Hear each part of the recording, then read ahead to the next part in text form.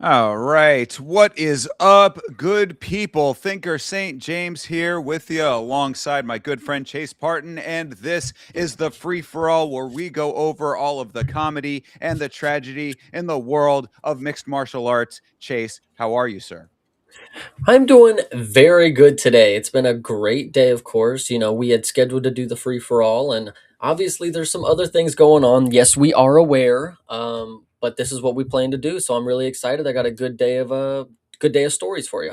Absolutely. Yes. Shout out to everybody who is choosing to watch UFC BJJ and the BKFC event. Of course, I'm sure both of those are great. But this sport never sleeps, people. We have to keep on top of all of the current events, as always, trying to get these pieces of information out, give our opinions about them. And of course, we will do that all tonight. So, Chase, I mean, I don't know if there's anything else that we need to talk about here, but I guess what I would say is that for anybody who is hanging out with us live in the chat, this is your show as well. So let us know what you think about the stuff that we're talking about. We will periodically check in on you guys, see what your opinions are about some of these stories, go into some more detail based on what you guys are bringing back to the conversation.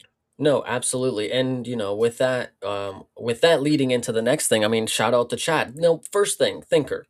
Double checking. You are able to see the chat tonight, right now, yes? Yes, that was that was a frightening one yesterday with the little technical issues on the the dogfight dogfight wild tournament stream that we did. Which, by the way, if you missed out on that stream, that dogfight wild tournament is actually quite the entertaining product. I have to say, I had a great time watching that. Yeah, no, I trust me. I was there and it sounds like a great one. We'll definitely talk about the next event when it's coming, Of but course, as I was leading into it, just making sure you can see the chat. Shout out the chat. right? Jesus, That Weeb was and Lachlan, of course. Jesus, thank you. absolutely, yes. Thank you both for being here. And yeah, that was the issue that we had yesterday was that the chat was not showing up correctly, but it did eventually show up correctly and looks like it's showing up correctly here now. So we should be Yeah, good. good deal. Absolutely. So if we are ready, Well, go ahead. I was going to say we get ourselves over to the why does this never just automatically show up for correctly for some reason? That's been a new problem, but you see it. You see the blank Google screen, and that only means one thing around here on this show. That means that Chase Parton has curated a number of stories from around the sport.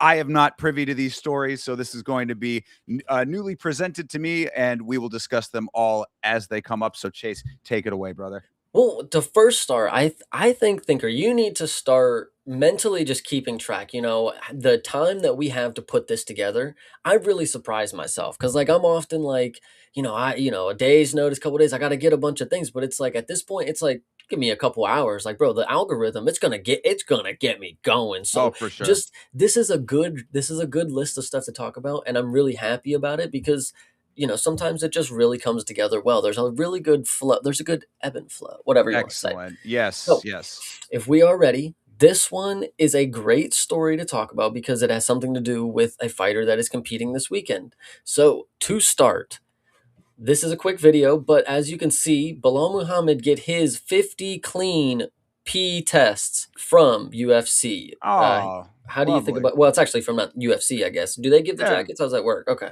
Oh, yeah, yeah, yeah. I think that they're still doing the jackets with drug-free sport. Yeah, so that's what this is. Gotcha. Okay, so let's go ahead and watch him put on this jacket. I mean, guys, he's dripped out now. I want you guys to witness For the drippy real. nature, Swag, bro.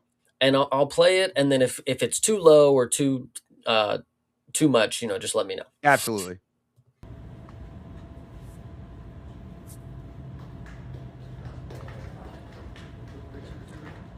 I This want to is the shake new his jacket. hand. Go ahead. Yeah. I was just say this is the new jacket. Like it's he looks very much like just like a New York rapper. Like I mean I thought am I It's always been mistaken a that bomber jacket, I has it think. always been? That's what I was gonna ask. Well, Am I mistaken that the jacket used to be like something different, maybe?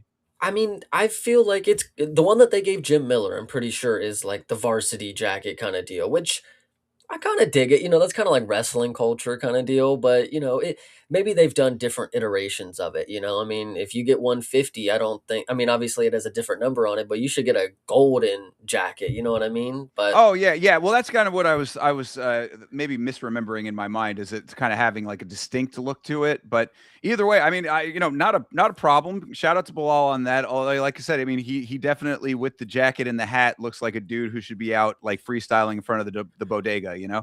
well, it's just crazy to me, like, so you were expecting, I mean, not expecting, but so when you would have heard, like, "Oh my god, he got 50 clean drug tests," you were expecting something that you would see him down the street and be like, "That dude pissed 50 times. That is a good looking outfit right there." For sure. Well, that and been like, okay, now bust out a freestyle about that. Like, No, you just got 50 clean tests. Now I need to hear some hot bars. no, absolutely, and speaking of hot bars, Big Ben, he is out here doing some good work and, out there doing the Lord's work out there at BKFC, man. Shout out to Yo, you. I appreciate you, bro. absolutely. Big shout out to Big Ben, brother. We were talking about it. Of course, we had the free for all already pre planned and everything, but there will definitely be a time where we will be doing a watch along of an event that you are working, and you are going to be getting all of the love from the chat at that point too. So appreciate you checking in from boots on the ground out there in Hollywood for the BKFC event tonight, and we will catch up with you and get to see you in action at some point in the near future.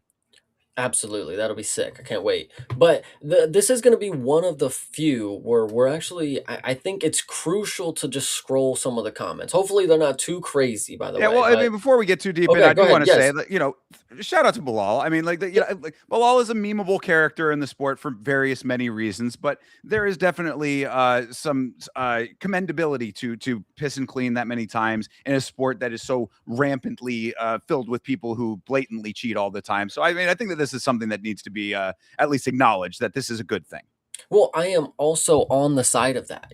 There are a lot of people out here who are not fighting clean. And they may they may the test that gets submitted may be clean, but there are some fighters out there who are whatever you want to say, man. Let me just keep it there. But Bilal for Sure. sure. If this is one of those cases where, I mean, I don't know, maybe it was the 51st test? Did he fail that? Like, what are the cases here?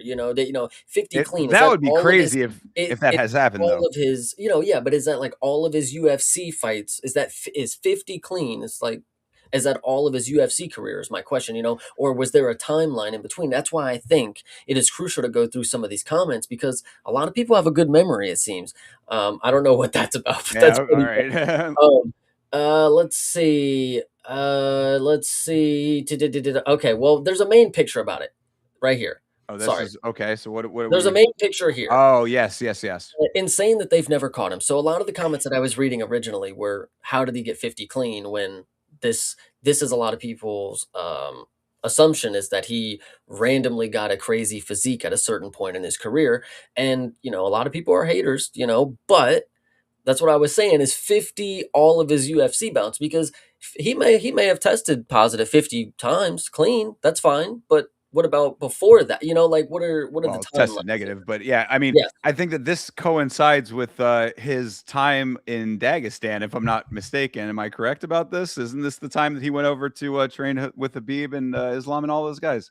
That I am not positive of. It definitely could be something, but it's there was some other ones. People were talking about an earlier timeline too in the comments that I was seeing. Of course, they've been taken over by people who just don't give a shit anymore. But Right. the point is I still think there's validity to what I'm asking here. And maybe if you're not, I don't know if you're understanding, like, because I feel like Well, this yeah, is you're a saying that is the 50 with all within the time frame of him being in the UFC, and you're asking if it's like one per fight kind of thing, or is it like how well, often, that kind of they stuff, or there is a Twitter page that pops out and it says the number of people that have been tested each year, and a lot of right? people are tested more than once a year or whatever. But if somebody has been in the organization for 10 years, if they've been tested 3 to 4 times a year and they hit 50, isn't it weird that they didn't hit it earlier? If they hit it later in their career or something like that. I don't know if exactly it's ever happened, but Theoretically, and this is always something that's up for debate. Theoretically, organizations, whether it was USADA or now Drug Free Sport, claims that these are randomized tests. So you can be tested 6, 7, 8 times in a year, or one time, or I mean, I guess technically none, but I think that there's a mandatory. I think at least one. I believe. Maybe I'm not right about that, but the point is that ideally you'd be tested a couple of times a year at random intervals, and then because of the random nature of your name being drawn out of the hat, so to speak, it could be more than that. Like Connor is notoriously a person who's been tested many, many, many times, always piss clean. Shout out to Connor for that. But so like Bilal might be in the same boat is the idea with that. But then how random it actually is, that's the thing that people question. Well, my questioning is not how random it is and how many times, but if Bilal has been in the UFC for X amount of years, he has pissed 83 times. 83 times in his career. But 50 of those times he pissed clean. Oh, no. It's consecutive. Yeah. No, Oh, yeah, it but has. Yeah. well, before though, is what I'm saying. So what if he had, 33 of those where it was questionable and Oh, maybe. like, so you're saying, like, if you ever pop, are you still eligible Yes, if you do it correct. 50 Yes, times? sorry if I had to make a Gotcha. long-winded. Okay. No, yeah, now I'm getting you. That's a great question, actually, though. I don't know the answer to that. I would assume that you still do, but maybe there is like a thing where it's like, look, you fail once, you're ineligible after that. So tell me this, if Guzzi goes on to piss 50 clean times, does he get a jacket? Because That's what I'm he saying. I think that maybe that I don't know the answer. I like, preface it by saying I do not know the actual answer, but I would say the answer should be, nah, bro. it, There's a one strike, you're out when it comes to that shit. Like, you can do it. I hope you do it 50 times after that. But you pop once, like, it's a scarlet letter around here, man. I mean, especially for those, because like, the difference that we've seen sometimes where it's like, and granted, you can decide for yourself how much validity you put into any of these, but there's a difference between, tainted supplement, trace amounts of something, whatever, or Myra Bueno Silva with a prescription. That I think is the worst one, is where it's like an actual prescription, but there's just a miscommunication about like whether it's legal or not or whatever. Like, there's a couple of different versions of popping, right? Like, but with one like Guzzi or Muhammad Usman, TJ Dillashaw, obviously people like that, where it's just like, nah, motherfucker, you were just straight up just using, and for whatever reason didn't think that you were going to get caught. Like, that should definitely be like, all right, dude, piss 50 times, you're good, but you are never getting the jacket. Well, that would be, because out of all people for the rest of his career, if he's committed to be in the UFC, because I think that's something that he knew. He obviously knew he was doing that, and then when he jumped into the UFC, he's like, I'm not gonna pass, but I'm just gonna shoot my shot and see what happens. Now he's gonna be able to actually come off of it and do this shit the right way. If he pisses 50 times clean going on, I mean, they should test him more than the average because he's already done it. Why would we not think he could do it again? So if he Sure. does it 50 times clean, I agree. Great on him. Good job. But you failed once, you're out, bro. I mean, so the point that I'm making is Bilal's got his jacket, and I agree to the point. I don't think you would get a jacket if you've ever done it. He never got caught, I guess. You're saying this is the time that he was training in Dagestan. I mean, this goes back to those guys getting away with doing it, whatever you want to say. So what are they eating over there? I don't know, but shout out to Bilal because he got a pretty sick jacket. Is that not true? I mean, far be it, man. Far be it from anybody to believe that Bilal could have just really been training abs very heavily, abs, chest, whole midsection. He just was going real hard with that for this one little time in his life. And then just, it was like, yeah, I did that. I did it. I don't need to do that necessarily as much. It could have just been a choice, is my point. I don't know. I mean, maybe I'm being a little bit of a mark, but no, I don't know. I mean, I don't know the answer. It is kind of crazy to see the physique difference, side by side or whatever. But if my whole thing, because of how we know this sport to be, is if everybody, if it's the Nate and Nick, right? Everybody's on steroids, whatever. If that's the case, you gotta just not get caught. That's the bare minimum. Again, it's like missing weight. You know what I'm saying? It's like, yeah, do people miss weight? People miss weight all the time. If it's a problem, or I guess the better comparison, are people cutting massive amounts of weight? Sure, they are. People are cutting massive amounts of weight. Weight bullying is a thing. Make the weight. If you make the weight, then you're good. If you're juicing, I hate it. I don't like it. I like honest and fair competition. But if it is so prevalent as to be that thing, then you gotta piss clean, man. Just piss clean. See, and you know what's crazy? You're making the point is like, whatever you got to do, just make sure it happens. I don't care how you do it. But the problem is when you go by that logic, you have the organization who will pull the strings. You have the Hamza situation where bro did not fucking make weight. And like they made him make weight. They made it happen kind of deal. They weren't actually back there making him sweat it out. They just said, that's good to go. Well, yeah, I mean, I definitely agree with you on that, and that gets into a whole broader It issue with, all the way that the organization manipulates things. However, the one thing I will say, and you again, you can even make the case because when USADA, when the relationship with USADA was severed, now the organization is technically in charge of the anti-doping program. So, even though they have an independent body attached to it, they still are the overseers of it. I did the entire video about that. So like, you know, um, you decide how much weight you put into that part of it, but the difference I would say in theory at least is that while there's some fuckery when it comes to the needle on the scale or whatever, you can't fake that when it comes to piss testing. You know what I mean? Either you got the picograms or you don't, kind of thing. And like that's just they it just is what it is. So I don't, because like if you like, it would be a major, I mean, we're talking like federal scandal if it ever came out that the organization was covering up for unclean tests and stuff like that. That'd be a federal crime.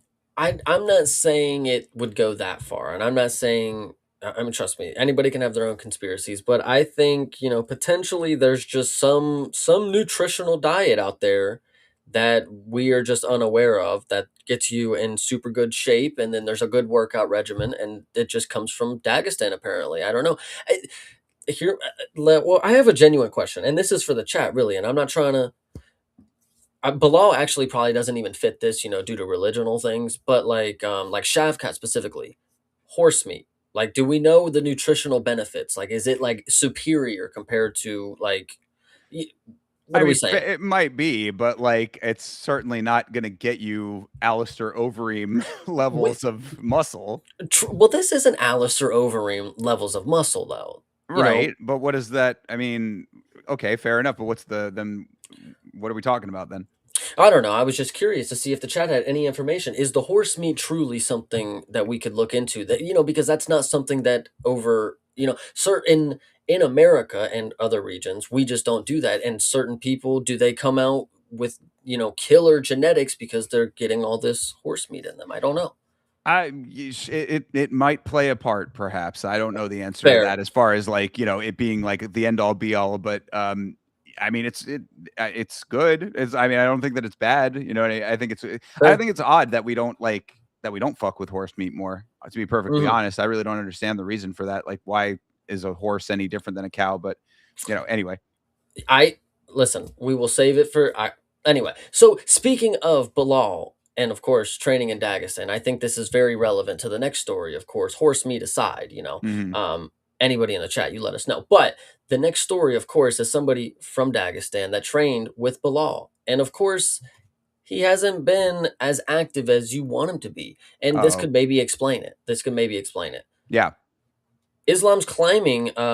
He climbed Mount Elbrus 5.1 Oh, hundred meters, and soon he's going to conquer the remaining 500 meters. Bro, go where, get a fight. What are you doing? Like, what he's are you out here climbing mountain forest? completing all the side quests right now. Yeah, he's pulling the Armand Sarukian over here, completing all the side quests and not actively fighting. So I'm glad that you brought this up. So well here, Meat Rocket saying horse meat is amazing. There you go. Good I deal. mean, the question Well, solved, question answered. and to be fair, Beeb also said he Oh, 100% believes the UFC covered up test and passed weights. I mean, well, at least one of those things seems to be very true now. I mean, we certainly got pretty positive confirmation, or what seemed to be that from this Shav or the from the Hamzat situation. But side note, it is kind of interesting to me that that's the final straw for you is the Hamzat situation because we've had plenty of sketchy scandals where they've let people make weight. Like, how did they not notice DC's hands were, like, oh yeah, no, I mean, I know that people have tried to cheat it, but but like this is the first time I've ever seen it where the organization seemed like they were actively. like fucking pass it, go, go, go, go, go, just Oh, make it gotcha. happen. You know what I mean? Okay. Yeah, no, of course we had the Aaron Toe situation, one of the greatest Yes. ones of all time. I Well, mean, not even just no, but successfully have made weight when they didn't. We've had plenty of close situations where they've had the scale and then they just moved it off. Is it just because it was such a big ticket name that they had to make the main event happen, kind of deal? And at a time they didn't for Hamzat kind of deal, and he probably, he missed by 8 pounds or whatever. But this time, since he was the champ, they have to make the main event go on. He misses weight, we make it go on kind of deal. yeah, So, yeah. No, I mean, I'm not. It's not like I'm like saying that it hasn't happened or that I'm not skeptical of other ones, but this is mm. one that was just so blatant that it's like, again, like I'm always trying to, call me a sentimental old idiot over here, but like I'm always trying to err on the side of like benefit of the doubt for the most part. I want to give people the benefit of the doubt that they're doing the right thing, even if it is an organization that has proven that they will not do the right thing whenever they have the option to do that. But it's like when it's so in your face that it's like hard to deny, that's when it's like, okay, maybe there's a little bit more at play here. Yeah, 100%. But back to the story at hand, of course. It has been over 200 days for Islam to be fighting. So okay, I'm glad that we're talking about this. I saw somebody posted his record recently, like to counteract these claims. Oh, everybody says he's so inactive. Aside from 20, I think so in 2020 he fought. Yeah, I don't think he fought, but 2024 he fought one time. Every other time besides that, every other year besides that, he's fought twice a year for every year other than those two that I just mentioned, 2020 and 2024. So like, is he really the most inactive if you're fighting twice a year? I guess that's up to you to decide if you want more than that. But like, I mean, maybe it's a little overblown, is what I'm saying. Is that like, because I do agree, I want him to be more active. Like, I think that because of his status, that's why it seems like it's worse than it is. Like, if he was not the pound for pound, if he was not, the champ or the pound for pound, like then it wouldn't be. 2 times a year is kind of a normal cycle for most fighters. But like because he is where he is in the position that he's in, I think that maybe there's a little bit more of a spotlight on him. And then, of course, you see things like this, and it does not help that case. But what's your thoughts on that, Chase? I kind of agree with you as well. I'm not the biggest. I mean, listen, it does seem a bit inactive because we want to see the champs defend their belts against every new person that looks available. We want them to defend it. But I remember shout out the Cage Side Badger, if that dude even still exists. What he said one time I really agree with about Leon Edwards. There was a question of why he didn't fight sooner, why he didn't fight there. You know, they have to figure out which events that they have their biggest names available to go to. It's a lot of planning, it's a lot of scheduling.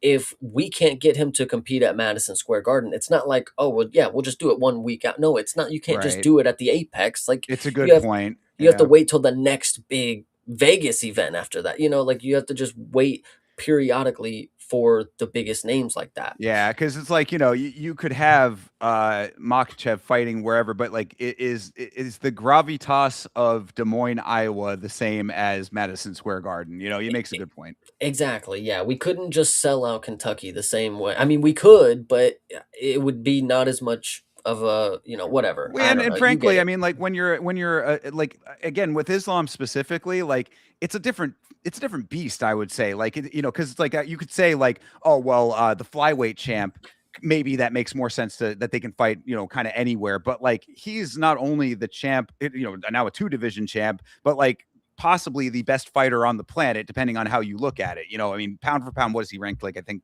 second or third now, maybe. He's won. Oh, is he still one Islam's got currently? to be one for sure. I think it changed. I think they got Ilya at one now. I will fact check this But either really way, quick. I think that it moves Pound around for a little. pound, Islam, Ilya two, Volk is three. Wow. Wow, Jesus, that is a crazy thing. But so yeah, I mean, but so okay, fair enough. Then it lends itself even more to the point that it's like if that's the case, then you have to have an event that is of the caliber of that, and there are certain venues that lend themselves more to that. So I understand that part of it for sure. But yeah, I mean, we want to see him more, of course. But again, I think that there is a part that's like you're judging it by different standards, understandably so. But like in the big picture, maybe it's not as big of a deal as people make it out to be. Well, speaking of a big deal, the biggest deal is this next Well, story. Or before you move on, yeah, can I let me real quick? This is something Beeb is highlighting. This is an ongoing situation that I'm glad he's checking in on. I'll have to go and listen to this. But Beeb says, side note: Ray J and Super Hot Fire, of course, fights that we had covered with the brand risk event from Aiden Ross. Ray J and Super Hot Fire did have a plan to throw the fight. It was talked about on the No Jumper. That's the No Jumper podcast. Apparently, there are some phone calls and DMs with both of them talking about it. Okay, well. Beeb, thank you very much for the update on that. I will have to actually, Beeb, if you have the link to the No Jumper podcast that you're talking about, where it's talked about, throw it in the Discord so I can check it out. yeah, no, definitely, and have fun in prison. No, I don't know exactly what's gonna happen there. Fucking nothing's gonna happen again. The same thing I said about that is the same thing I say about all these, dude. Isaac Dolgarian, nothing happens. James Krause, nothing happens. I mean, like, is it illegal? Sure, but it's only illegal if they're actually going to enforce the laws. So go ahead and have fun fixing your fights. The last thing I'll say about that, because it is kind of funny, is like whenever it happens, it's like we're all like, "There goes your career, buddy. Congratulations, you fucked up big time." Well, he didn't. It clearly didn't. Well, see, but We all have this idea, the but difference though is that the organization will. I mean, you're blacklisted though for real. I mean, like that. Like so not in this case. It's a little different. These guys are not pro fighters, but like for like Dolgarian and Kraus and anybody that does that in the UFC, like you're never gonna be in the sport again. Oh, it's funny because there's MMA promotions now that put on fucking fights that we all argue are fixed or not. You don't think the second chance of the once proclaimed Bulgarian, and they sell a big fight with him, and he's clearly going to throw that one as well or something. Like I think it's totally possible that he comes back in a even to another promotion. They gave what's the fucking dude's name of Hannibal Lecter, the dude who bit and Oh, Andre Lima. Severino, yeah. They gave him a second chance, and we were all like, "Oh my god, he bit somebody!" Oh, and he goes and gets a But fucking thing in there. but that's different though. It I mean, is, but it in a same way. Like I think the same thing could happen with a lower level promotion. They would throw him a bone, like he could be our top guy. I don't know. I think it's I'd have totally to see it possible. because I mean it's not impossible, but I mean like you're putting yourself in a major risk with that. I mean to even associate with that person. But there's no repercussions. If Well, that that's you're the a good point. point. Yeah, That's you the make a point good that we're point. making here. Is if nothing happens to him, why not? He may True. do it again. He may not, but that's I on mean, him. Meat Rocket saying he still believes so. He bet on him again. Exactly. Here you go. Fair enough. Just bet on the right side this time. Yeah, but so the back to the agenda. The Yes. biggest event, speaking of Islam and all the time that he's been off and how many times he has not competed, there is a big event that he could have competed on potentially. There was word that there was not supposed to be a certain region allowed on this premises, but that's here none whatever. The Yeah. event itself. Now, if you would believe it, there is somebody that you would not believe gave a peace of mind. Well, you would believe that portion of it, but it was people are saying a good chunk of it, like a good adaptation. I don't know what I'm trying to say, but either way, this is going to be great here. Okay. Bryce Mitchell has Ah, something to say, all and right. people are saying it was actually good. Well, I mean, So Bryce is, a scholar of our time. So, let's, I guess we'll have to see. Also, before you get to Bryce yes, too, real quick, I do want to say that was the other thing I was trying to fish in my brain for and couldn't get it in time. But when it comes to Islam, that's the other thing that we got to remember with Islam currently is that, he was in talks to fight Ilya on this card. And then apparently talks broke down. Now, whether or not, how deep those got, whether it was ever going to happen, whatever. But the point is that at least you can point to that to say, okay, maybe not inactivity as much as deals going through. But sorry, that aside. Bryce Mitchell, the gentleman and the scholar over here. What does Bryce have to say? well, just so you know, 2 minutes 34 seconds. If you need me to pause, if you want to say, "Hey, Bryce, you're doing great. Keep talking." We can pause Oh, it. We I'm can say our praises. So all right. everybody, strap in. It should be one of the more less bumpy rides. Any Did you see time that I that hear Sean Bryce. Strickland got banned from the White House for talking about Israel? I'm not surprised. Sorry, here. I know you had something to say, and I didn't No, mean yeah, I to. was just saying. Anytime that Bryce talks, I'm just, I always know that we are in for a good time. But sorry, go ahead and No, restart. you're okay. I wanted you to specifically hear the beginning portion, and I know Yes, you might have missed that. So what he says, let me hear Sean Strickland being banned for blah blah blah blah blah. got it. Did you see that Sean Strickland got banned from the White House for talking about Israel? I'm not surprised at all. I mean, freedom of speech is what really makes this country great. And when you can't criticize a foreign nation,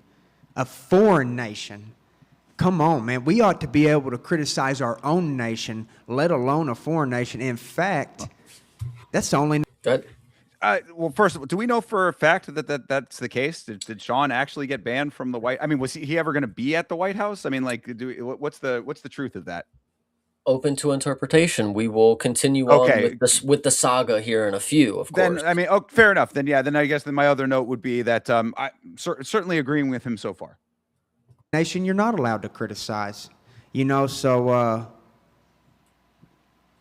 Something's going to change because evil empires don't last forever. There's always a rebellion. You ever seen Star Wars? That's what's going to happen, bro. Darth Vader's going to get took down. What are your thoughts on the UFC White House just in general? Like, obviously you said that you didn't really want to be on the card anymore, but it's such a spectacle, right? I don't remember ever saying that. Okay. I do want to be on the card. Sorry, that's just really funny. That is great, though. Yeah, I never said that. Well, and way to sort of kneecap your own argument to an extent here, right? Because it's like, you're saying, oh, there's a little bit of corruption if we're not able to criticize the government or foreign governments, whatever. But it's like, oh, but please let me fight for you, though. I mean, like, but I'm an American for sure. I mean, I gotta be on that card. At the end of the day, man, bleed red, white, and blue, of course. But anyway. And to be fair, I'm the only one with camo shorts. I gotta be on that card. All right. That's a good point. I do. And this is what I gotta say. First off, I ain't jealous of any of those fighters. I'm so happy for those fighters. I don't think you could have got a better main event. I'm happy for every single last fighter on that card. If they need me to fill in, if I'm healthy, hey, I'll do it. For the UFC, I think it's great. It's beyond great. It's literally the perfect scenario. But as far as I'm an economics major. I love studying politics on the political side of things, not the UFC's business. That is, of course, they're going to say yes to it. But what I think personally is that our government is desecrating its role in society by entertaining sports. Our government is to protect and serve the people, and really should be as minimal as possible. And when you're doing all of this stuff, hosting sporting events, it's really outside of what the goal of the government was intended to be, because our tax dollars and resources are funding this operation. And like I yes, go ahead. Yeah, I agree with him. Sure, I absolutely do agree with him on that. I mean, we know that the tax dollars are not going to this specifically, thankfully. So at least I'm okay with that aspect of it. But yeah, I mean, I think that everybody reasonably had an understanding that this is a bread and circus kind of situation here, right? I mean, like, we know that there are the stuff he was referencing earlier in this clip, there are massive things going on behind the scenes that this is a bit of a distraction from. I mean, a lot of people have been very critical of the fact that this is taking place while an active war is happening. I mean, I think that he's making a lot of sense here. And again, I do kind of class this as a distraction. That being said, if it's like what I've always said about this, and I do stand by this because, I am very critical in the same ways of, like when it comes to all governments, really, that, ours and all of them around the world. I'm not exactly a fan of authority. What I say is that at least if we are going to be distracted in this way, at least it's something that I enjoy. You know what I mean? That's all. It's the only thing I can say.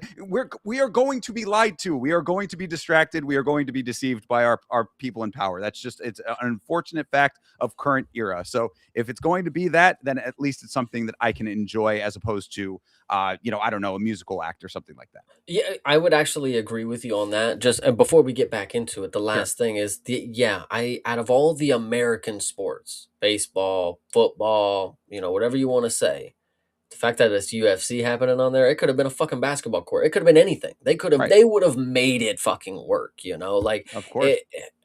Fact that it's UFC, man, just be happy that the world has to enjoy what you love, and they're going to sit there and drink their fucking piss beer and watch people, and they're going to have such a great time. That's the craziest part. Well, I mean, not everybody, because that is the interesting thing to me, and like one that I would like. if I was in a different position, maybe like had more resources to draw from, I really would like to maybe make a video about it. Would be the the public perception of this event from non-combat sports fans, because I have, just what I see on like my like Facebook, like people that I know from outside of MMA, a lot of people are very not happy with this thing happening. You know what I mean? They see it as, I don't even really know exactly how they're classing it, but I guess like a Roman Coliseum kind of thing, or like, are we in the Twilight Zone is what I'm hearing from people. Like, why is this happening? It's like, there's a lot of negative perception of this, but I believe that a lot of that is also people who are opposed to the current government. So like, it's like they're maybe not going to be happy with anything that they do. So it's like, this is just another thing that they can latch on to, maybe. But that's why it's interesting to me, is it's like, how much of it is people actually not liking this versus how much of people that just are always going to be against anything that this government does. True, 100%. But let's go ahead and finish out what Bryce has got to say here. Yes, absolutely. Said, I'm not criticizing the UFC. I love Dana, I love Hunter, I love Sean, Mick, I love all of them, and it's an amazing thing. It's a once in a lifetime thing. But the government should never be hosting sporting events, because there's more room for corruption, and we already have a corrupted government. And so that's my thoughts on it, is that the government is supposed to protect us, not entertain us. Yeah, well said at the end there, for sure. Well, when he actually said earlier, when he was like, the government is supposed to protect and serve. They should be as minimal as possible in our lives. We should only, we should need to call upon them if they need to handle stuff, but they should not be intervening into our lives. Like, I should not be watching the fucking TV. Be like, is that the fucking White House? What's happening here? Well, yeah. So, when it comes to that specific point, this is a big issue that I run into a lot with my own political philosophy, because, I am what you would class as a minarchist libertarian. So I believe in a small government as well. And when it comes to those kinds of points, me and Bryce right there in lockstep. Like I said, I agree with everything that he really said in this, pretty much throughout all of this clip. Actually, even the Israel stuff, I think he's 100% correct. What the problem becomes is that people like Bryce cannot stick with those kinds of points. You know what I mean? Like they start going down deeper and darker rabbit holes that get into very bizarre territory, which is where you get lost in the sauce, so to speak. Yeah, you didn't hear him, right? He said he do want to be on that card. He Right. does Well, want to be on it. and then there you go. And that's the other side of it, when Bryce specifically, is that, yeah, you kind of kneecap all of your arguments by saying, yeah, I believe all of these things, and, I don't stand for any of that. I definitely do not agree with it. However, I still love my overlords at the UFC. Think about that part of it. When you say, oh, I love the UFC, it's great for the UFC. What is the leadership of the UFC at this point? They are as entwined with all of the socio-political elements of our modern existence as anybody else. I make video after video about this. The one that specifically sticks out in my mind, and this was one that kind of went under the radar because it was early on when I was starting to do this kind of content, but I did a video about Dana when he first joined the board of Meta, and like why that was such a shift towards him gaining a different type of political power. Because you'd say, oh, well, that's Meta. It's not politics. They're all interconnected. Big tech, politics, sport, entertainment, to the level that the UFC is at, all intertwining. So to say, oh, I love the UFC and it's great for them, but and I want to continue to fight for them and be on this card, but the government has this role. It's like, bro, you're talking about the same thing. They're all just different branches of the same beast at this point. 100%. But I'm glad that this is your point of view, because this goes right into our next thing. So, speaking of the White House, what's your opinion about it, though? Politics is hard, man. Bryce, I think he made a lot of good points here, and I don't know. Like, I'm a person that really tries not to get too involved that much, because having an opinion is really hard. Once you pick a side, you're alienated from the other, and then if you want to have an opinion that's kind of like the other that has already alienated you, then you get alienated from the other side as well, and then you end up in a middle ground where nobody really agrees with you, and you don't agree with either side. So it's kind of just an interesting situation where I think Dana White, speaking of, the power that he could gain, you're correct. I'm one of these people that believe tinfoil hat could be on at a lot of different times. So when it comes to Dana getting on the board of Meta, that is definitely him, like, getting at the round table kind of deal. Like, he is that Zuckerberg, Elon, Donald Trump, fucking Monica Lewinsky, whoever else on the fucking whatever the people rant and rave about. Yeah, they're at the Lizard Squad table, Right.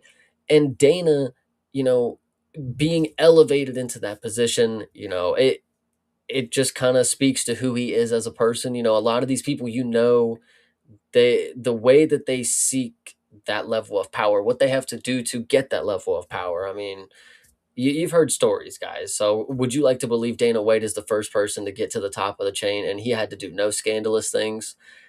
Sure. But I don't know, guys. I don't know. People in power. Yeah, well, and that's what I would say. Just as my final thought on it is, when both sides of the aisle disagree with you, and you're vilified by all comers, that is a sign that you're doing it right, as far as I'm concerned. So I wear it as a badge of honor that I'm often too liberal for the conservatives, too conservatives for the liberals, and that and any given issue somebody's going to be upset about it. It means that you're critically thinking, and that unfortunately is what I think that those people who are very steadfast on one side of the aisle do not do.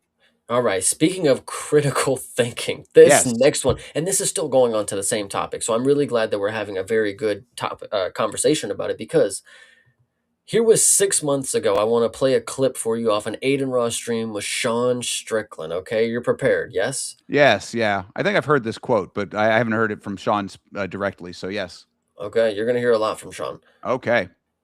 I want to see you fight the White House. That'd be dope, dude. I would love for you to fight the White House. Some guy fought and he said that he doesn't really want to fight in front of billionaires, and I do understand that. And I was like, that makes sense, bro. So I think I'd want to do the White House. Yeah, if there was some kind of like inclusion for like No, he fans. just- So if there was some kind of inclusion for fans, it'd be more. But like, just to go hang out on the fucking Epstein list, I'm good, dog. I'm good, dude. Okay. So simple thought here, because there's a second layer to this. So what is your first thought? I mean, he doesn't want to hang out with the fucking Epstein list only. If the fans are there, cool. White House, I'm cool with.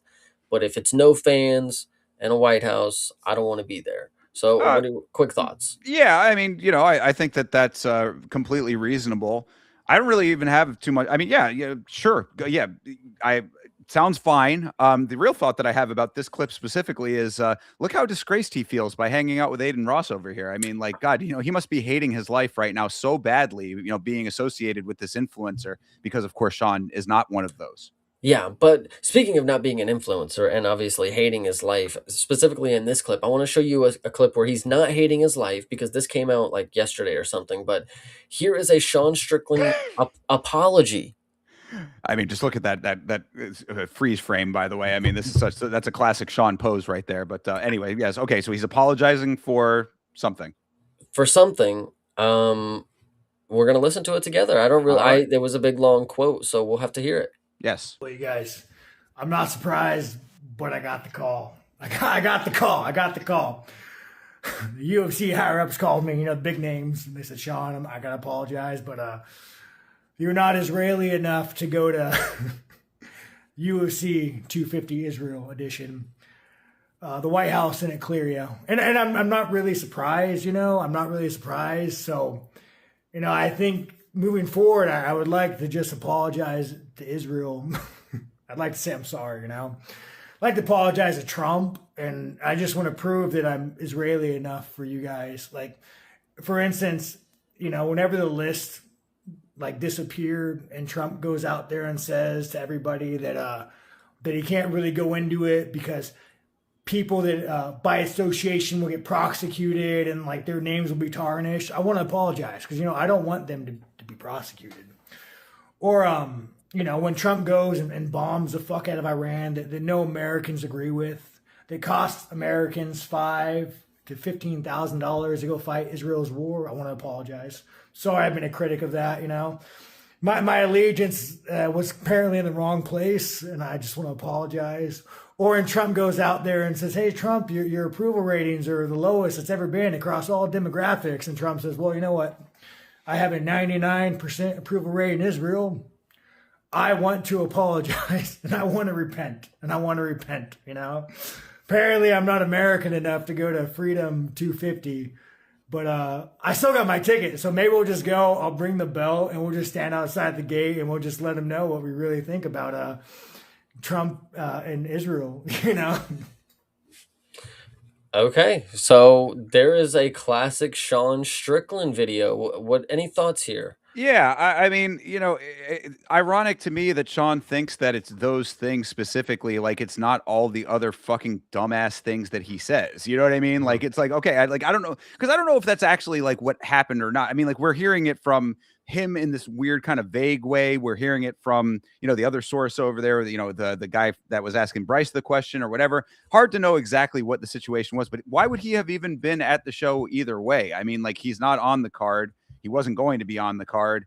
I mean, like, are there going to be a lot of other fighters even going? I mean, like, do we know that for a fact that they're going to have a lot of like the other champions there? I mean, Tom Aspinall, I think, did not get invited, if I'm not mistaken.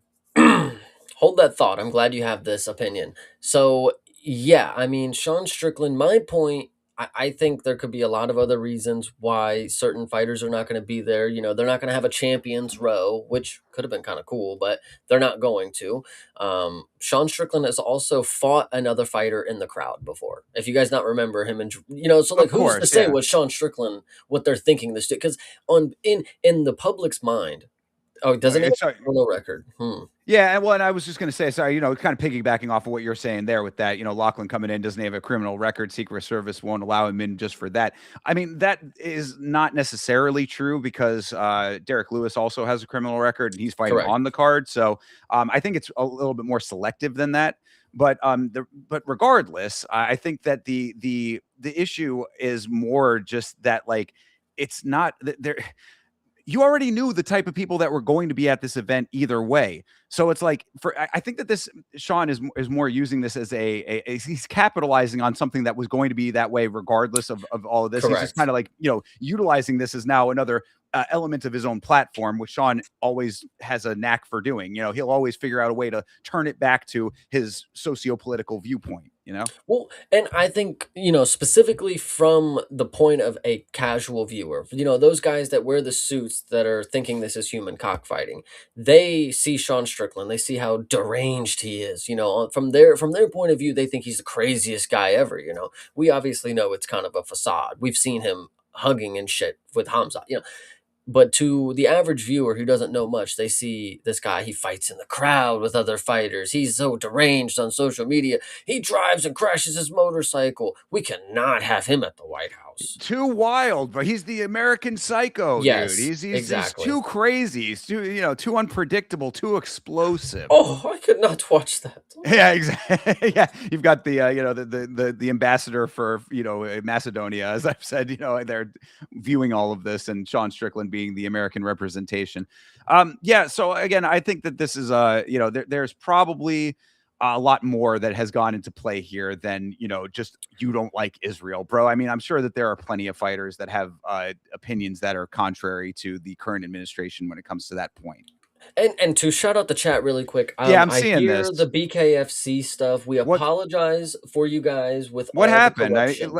Yeah, let us let me know what happened in the chat. Did somebody get robbed in the main event? Is that what we're talking about? I'm not, obviously we're on stream now. I'm not watching the event, so Yeah. let me know. Just Let let me us know what know. It is happened. the free for all. If it's something Absolutely, yeah. interesting, send a clip or send a link. We'll definitely look at it. But Yeah, that's again good thing to note there is that we have like our set topics, but if something's going on immediately, you guys come in, just find a clip, find an article or something, post it in the chat. and we'll find out together. Exactly. Links should be able to be posted in the chat. So if you have a link, they should go through.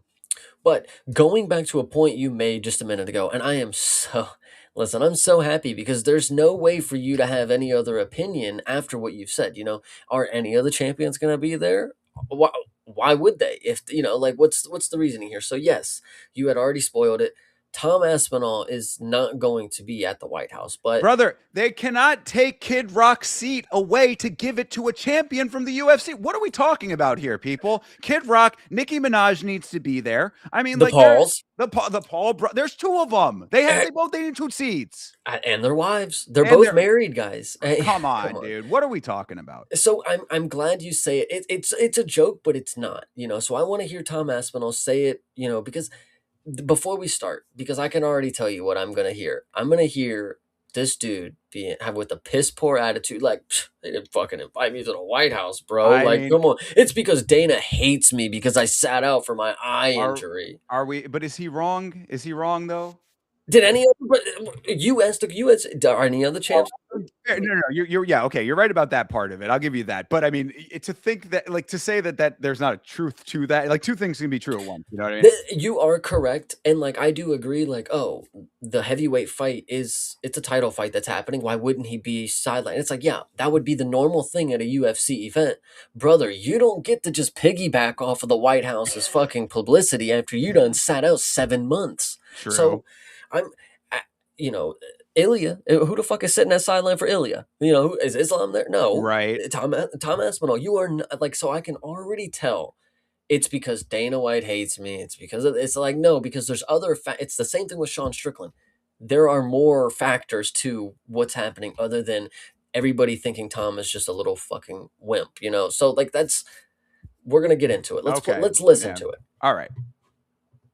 They're fighting for the interim heavyweight title. Haven't you not got the UFC heavyweight champion of the world there talking on the broadcast, breaking down the fight, talking about them, and basically saying, Yeah, talking First on off, the broadcast. He doesn't want just a seat. He wants a seat at the fucking commentary's booth. He wants to be able to talk on the broadcast. I was Hot saying, mic'd. Yeah, Anik, DC, Rogan, Tom.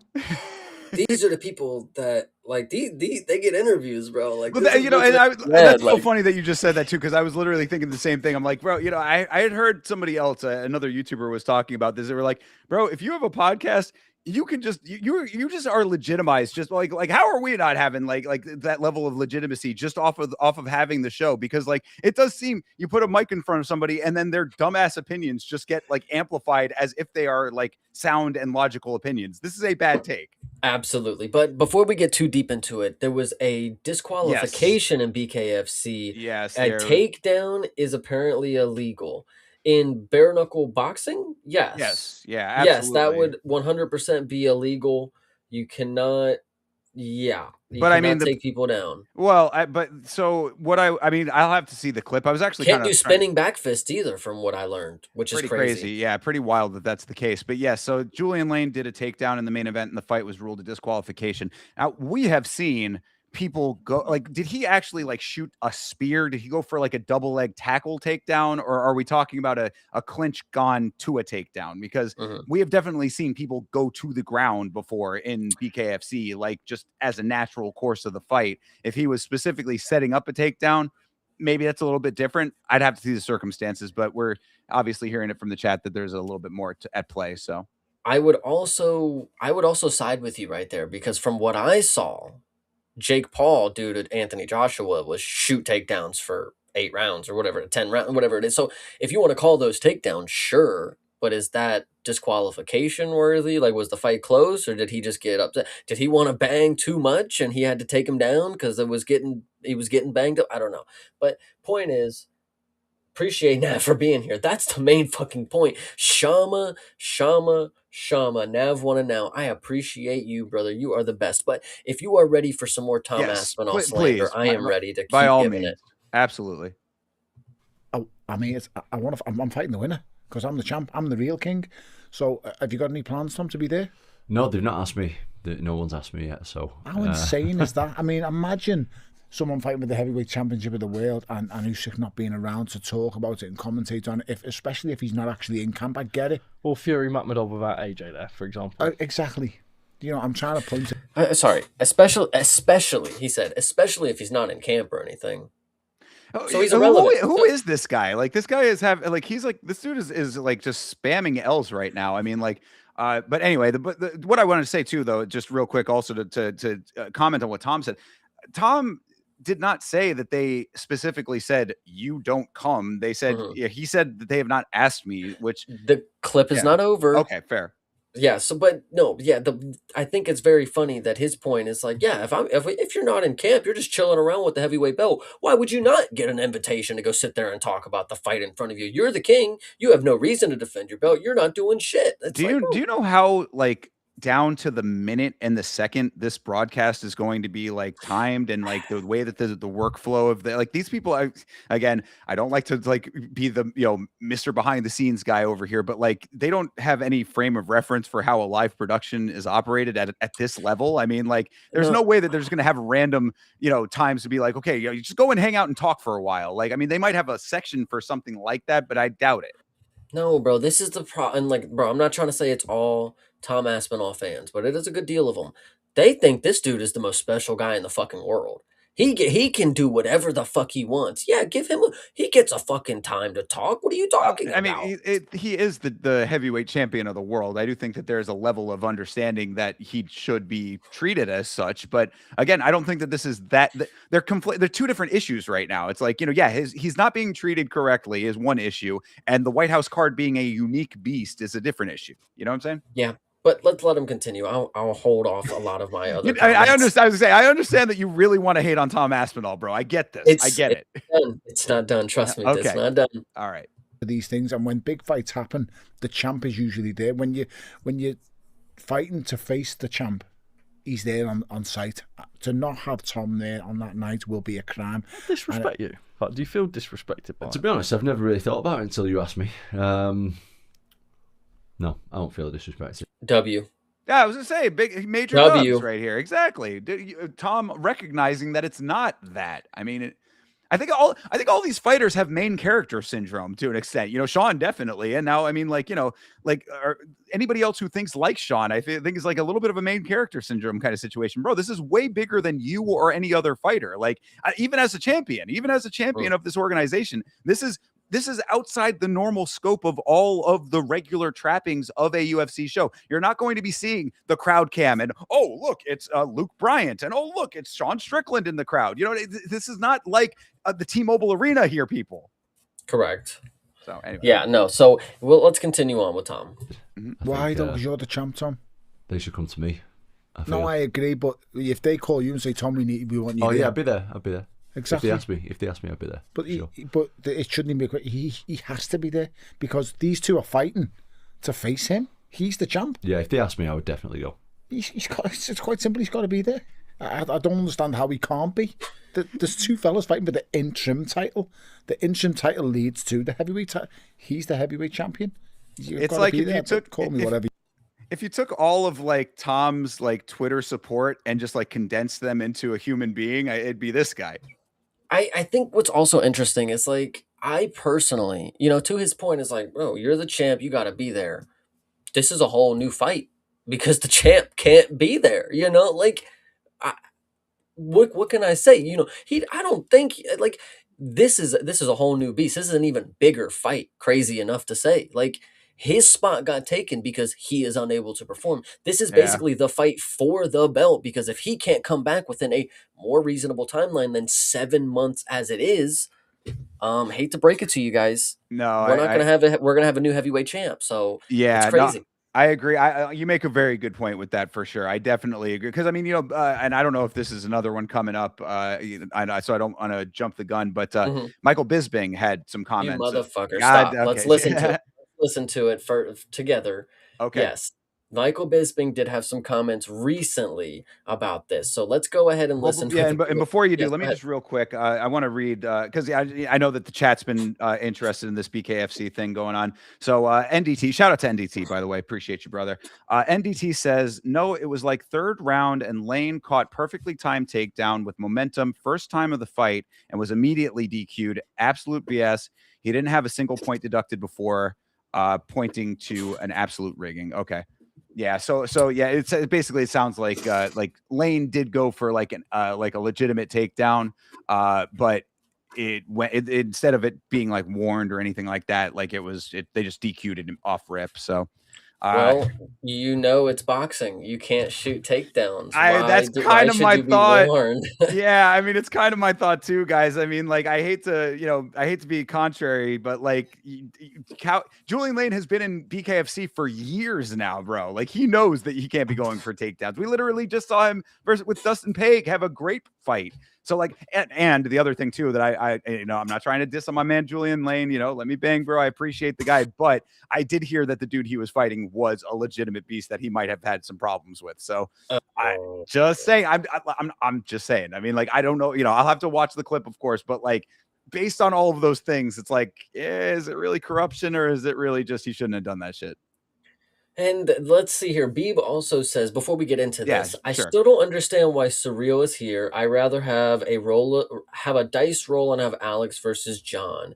See, John's gonna want $100,000 million. I mean, he would ask for the most amount of money that he was never going to get, just so he didn't have to compete. And if he did, he makes the fucking most money ever competed, and he doesn't have to do much really. So, I think specifically to that point, Surreal Gone, guys, it's the UFC. I hate to break it to you. I've pointed out the fact some people have the fighting style that is more dirty than the last guy. And it's not necessarily penalized by the organization. And as you see, it is in some cases, very capitalized on. Surreal Gone is a very good fighter. He gets a lot of finishes with punches after he pokes people in the eye. He's great for a spectacle. So the casual man doesn't really give a shit. They know that he knocks him out. He's good on the feet. He's a big heavyweight, big fluent guy. But uh, he gets the White House main event because he gets it done. He gets the job done. Yeah, I but I don't mean, know. of course, it's not right though, and that's I Correct. think It's what a not. lot. Yeah, and we all have to acknowledge that too. And what I would say is that the common man needs to fucking wise up to that aspect of things and not be okay with it either. But I'm not saying, I'm not naive enough to think that that is just going to happen. But like, so what I would, I guess in the big picture with that, all is the understanding your feelings are valid is what I would Mhm. say to all of this. You know what I mean? Like, it's like, that's as good as I can do is because you are correct, Chase. And and people like Beeb are correct as well. It's like everybody is right about the circumstances. The situation is not right. And that is something that maybe over time changes just as like the culture of the sport becomes more like actually giving a fuck about like the trappings of it. I made the entire Yama episode about it, talking about this exact topic. You know what I mean? Like how I think it's been a railroading for Tom, and it's absolute bullshit that Cyril Gahn just gets off scot-free. He gets rewarded for it, really, if you're thinking about it, obviously. So like Mhm. that, the dynamic has to change, but I am not naive enough to think that it's going to just be an overnight thing and that that people are ever going to care about it necessarily. They want their fights. Yeah. And shout out to B one more time. Or I'm sorry. Not B, Meat Rocket. Shout out B, but Meat Rocket this time. Lane wasn't even losing the fight. It was close. Julian was landing big shots, hurt him multiple times. Oh, okay. I mean, then that does add a layer to it, but you can't go for a takedown, brother. I don't know what to tell you. Like Yeah, you even if the worst that you could say or the best I guess you could say in that situation is he was so in the moment winning the fight that he just instinctively went to shoot, but like you got to be better than that. true, 100%. But let's go ahead and listen to Michael Bisping on what he Yes. said. And did you hear this previously? Let me know, No, just so I know. I only saw a text, an image of it, so I have not heard that part. Gotcha. Okay, this is good. I love it. All right. It feels like he got, and again, I haven't talked to Tom. I don't know this, but it just seems like that whole situation with Cyril Gahn got him real bitter, got him real angry. I don't know, man. It feels like his head got real big real quick, and now he just thinks. Yes, go ahead. I do not appreciate this setup from Felder. Now, I granted we're only seeing the clip, so maybe there was a whole broader conversation before this, but to lead in, I mean, like this is a very leading way to start this portion of the conversation because Felder is basically saying, yeah, like I mean, again, what I just said, Cyril Gahn just gets let off the hook. It has nothing to do with the fact that this dude had his eyes poked, potentially to the point of needing multiple surgeries that are legitimate, perhaps. Now, again, whether you believe that, up to you. My point is that just all of that gets pushed to the side, and it's oh man, Tom seems really angry about all this. Man, he seems really bitter. Blah blah. It's like that your framework is already coming from a disingenuous place if this is how it starts. Again, not knowing the rest of the context. Well, I think you are not incorrect with that. But I think that this is to a broader point that I'm going to bring it back to here in a minute. So keep that in mind that this is the frame that we have 7 months later. So just he's above and beyond fighting in the UFC, and it's like, dude, you haven't fought. I think that point is key. I want to stop it just one more time. He says he's above fighting in the UFC. I've been saying that since it happened, But unfortunately, you what know? I don't get that perspective because he was fighting in the UFC. Just because he said that he wanted to No, go now do that boxing. he's the champ, he's above fighting in the UFC because Brother, he literally had to be sidelined by John Jones for a year, 2 years, whatever, however long that lasted. He was sidelined by John Jones, disrespected by the organization with that. Comes back, does his fight, gets poked in the fucking eyes because of that. Where is the above it? I don't get this perspective. but then it goes back to, yeah, this would lead you to believe that he is a bitter person when it comes to what the UFC has done to him. Would it not? They sidelined him. They did that with the John Jones. They played their cards with John Jones and Tom Right. I Aspinall. mean, fair enough on that part, but that does not equal up to him being above fighting in the UFC, though, is what I'm saying. Like, I mean, he's trying. He's sidelined because of an injury that was sustained in a UFC fight. It, and we have all had our opinions. This is, as somebody who is on the sideline and can only make comments of what I see personally.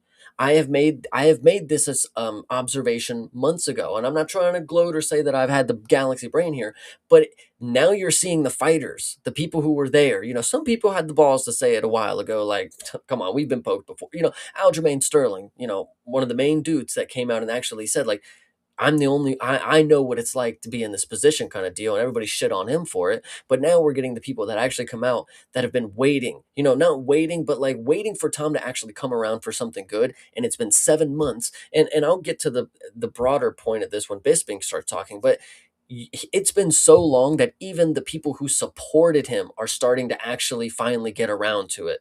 That's that's my Saying. point of view. I And, feel you. and I agree. And I'm I agree understanding. with I'm just B. saying, yeah, I mean, I like to think that there was like, you would have to be selling so hard to think that this is like, two surgeries, legit, like to say like, oh man, you really did it, Tom. You really, you went through 2 surgeries to sell this because you're bitter and don't want to fight. And I'm glad that you brought it up. You brought it up that way. This is a great way to lead into it. We'll Okay, come back to my point as well. But Bisping, let's go. Really Absolutely. much in 3 years. I got to choose my words carefully here, but he just said he's still not clear to fight. But he's been very vague with the details. Yeah. Very vague with the details. If I wasn't cleared, because he's got a YouTube channel, he posts content all the time. You'd talk about it. Yeah. The procedures that he had, the operations, whatever they were. I had a surgery. It was a very, very serious surgery. It's called sclerobuckle. Look it up online. It's gross what they do to the eyeball. I don't know what he had, but he hasn't talked about that. I had that surgery, recovered, came back, and had a fight in a shorter amount of time than what it's taken this whole eye poke saga. It stinks, Michael. It stinks. I don't say it stinks. I mean, it's as a guy, I know Tom. We used to have a close relationship. We don't talk these days. He was a great guy, but I don't just maybe I don't know. You look between the lines. There's something fucking weird going on. That's what it looks like. That's what it sounds. That's like. what I'm saying. Thanks. I'll probably get a text now. Hey, maybe this is all it took. Talk a little negatively, and but hey, you're just telling the truth, and we all are, right? And so this goes back to the people that were even supporting Tom. That's how long it's been. Is that the people who supported you the most? That have been there saying good things, that have been repping you. And that goes to, we'll obviously have another layer to this that I want to bring up after I let you talk. But even the people that were there for you, riding for you, it's been so long that they're not believing anymore, like they're not even buying it. So when you want to look at me, day one, hater, literally the day after, I'm already hating. It's already fluky to me. You have a couple people who trickle in like, oh yeah, okay, it's been a week, it's been 2 months, whatever. And you have those people who are believing in Tom. They are Tom's biggest fans. They're like, no way. He's gone through double eye surgery. He's done this. He's done that. He needs to protect himself. Please don't let him go back and fight. He needs to rest and recover.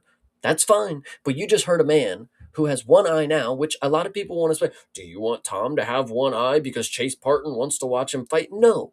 Tom Aspinall should be wanting to get back to his full self a lot quicker than what he probably is taking, because as a pro athlete, let me make a point. As a pro athlete, you should be getting back to the game a lot quicker than what doctors are saying, because doctors are going off the timeline of the dude who sits in his fucking chair at the desk all day. They give you 6 to 9 months. You have nutritionists, you have facilities, you have all these extra health and science things at your disposal. Yes, you should be coming back quicker. So if they give Tom 8 months for his eye, it's been 7, brother. All go on, Thinker. Let me hear what you're saying. Yeah, I think that this is a great setup for everything. And I want to read this first, and then I will respond all together. So shout out to Blake Wharton. Appreciate you being here, brother.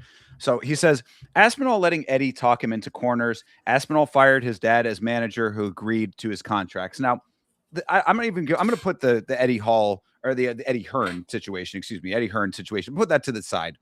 And Tom's dad, even put that to the side too. I think that all of those things, like if you like, without going into the specifics of those, if you put them all together and pair them with how Tom has been treated by the organization based on those dynamics, there is questionability to it. I certainly admit that as well. I think that there has been a number of missteps in how Tom and the team that he has now surrounded himself with has handled all of the information that has come out about this, and basically and the backlash in general. I mean, I think that Tom is a guy who I don't think had gotten a lot of negativity as an athlete prior to this, and then once it started to come in, it frazzled him in a way that kind of pushed him into a direction that was not necessarily the right way to go about things. So I acknowledge that. I think that having Eddie Hearn involved in all of this, being a mouthpiece, you're gonna allow yourself to get talked into a lot of things that are not talked into them, but like you're gonna allow a lot of things to be said on your behalf that are not necessarily the right step at the right time. You got to remember, Eddie Hearn is not in this world. He is in combat sports. He's in the boxing world, of course, but this is a different animal altogether. And now he's, the relationship with him and Dana. There's already other things that factors at play with all of that. So I acknowledge all of those parts of it. I think that Aspinall has a right to be going about it the way that he is going about it for his own health and safety and all of those kinds of things, whatever.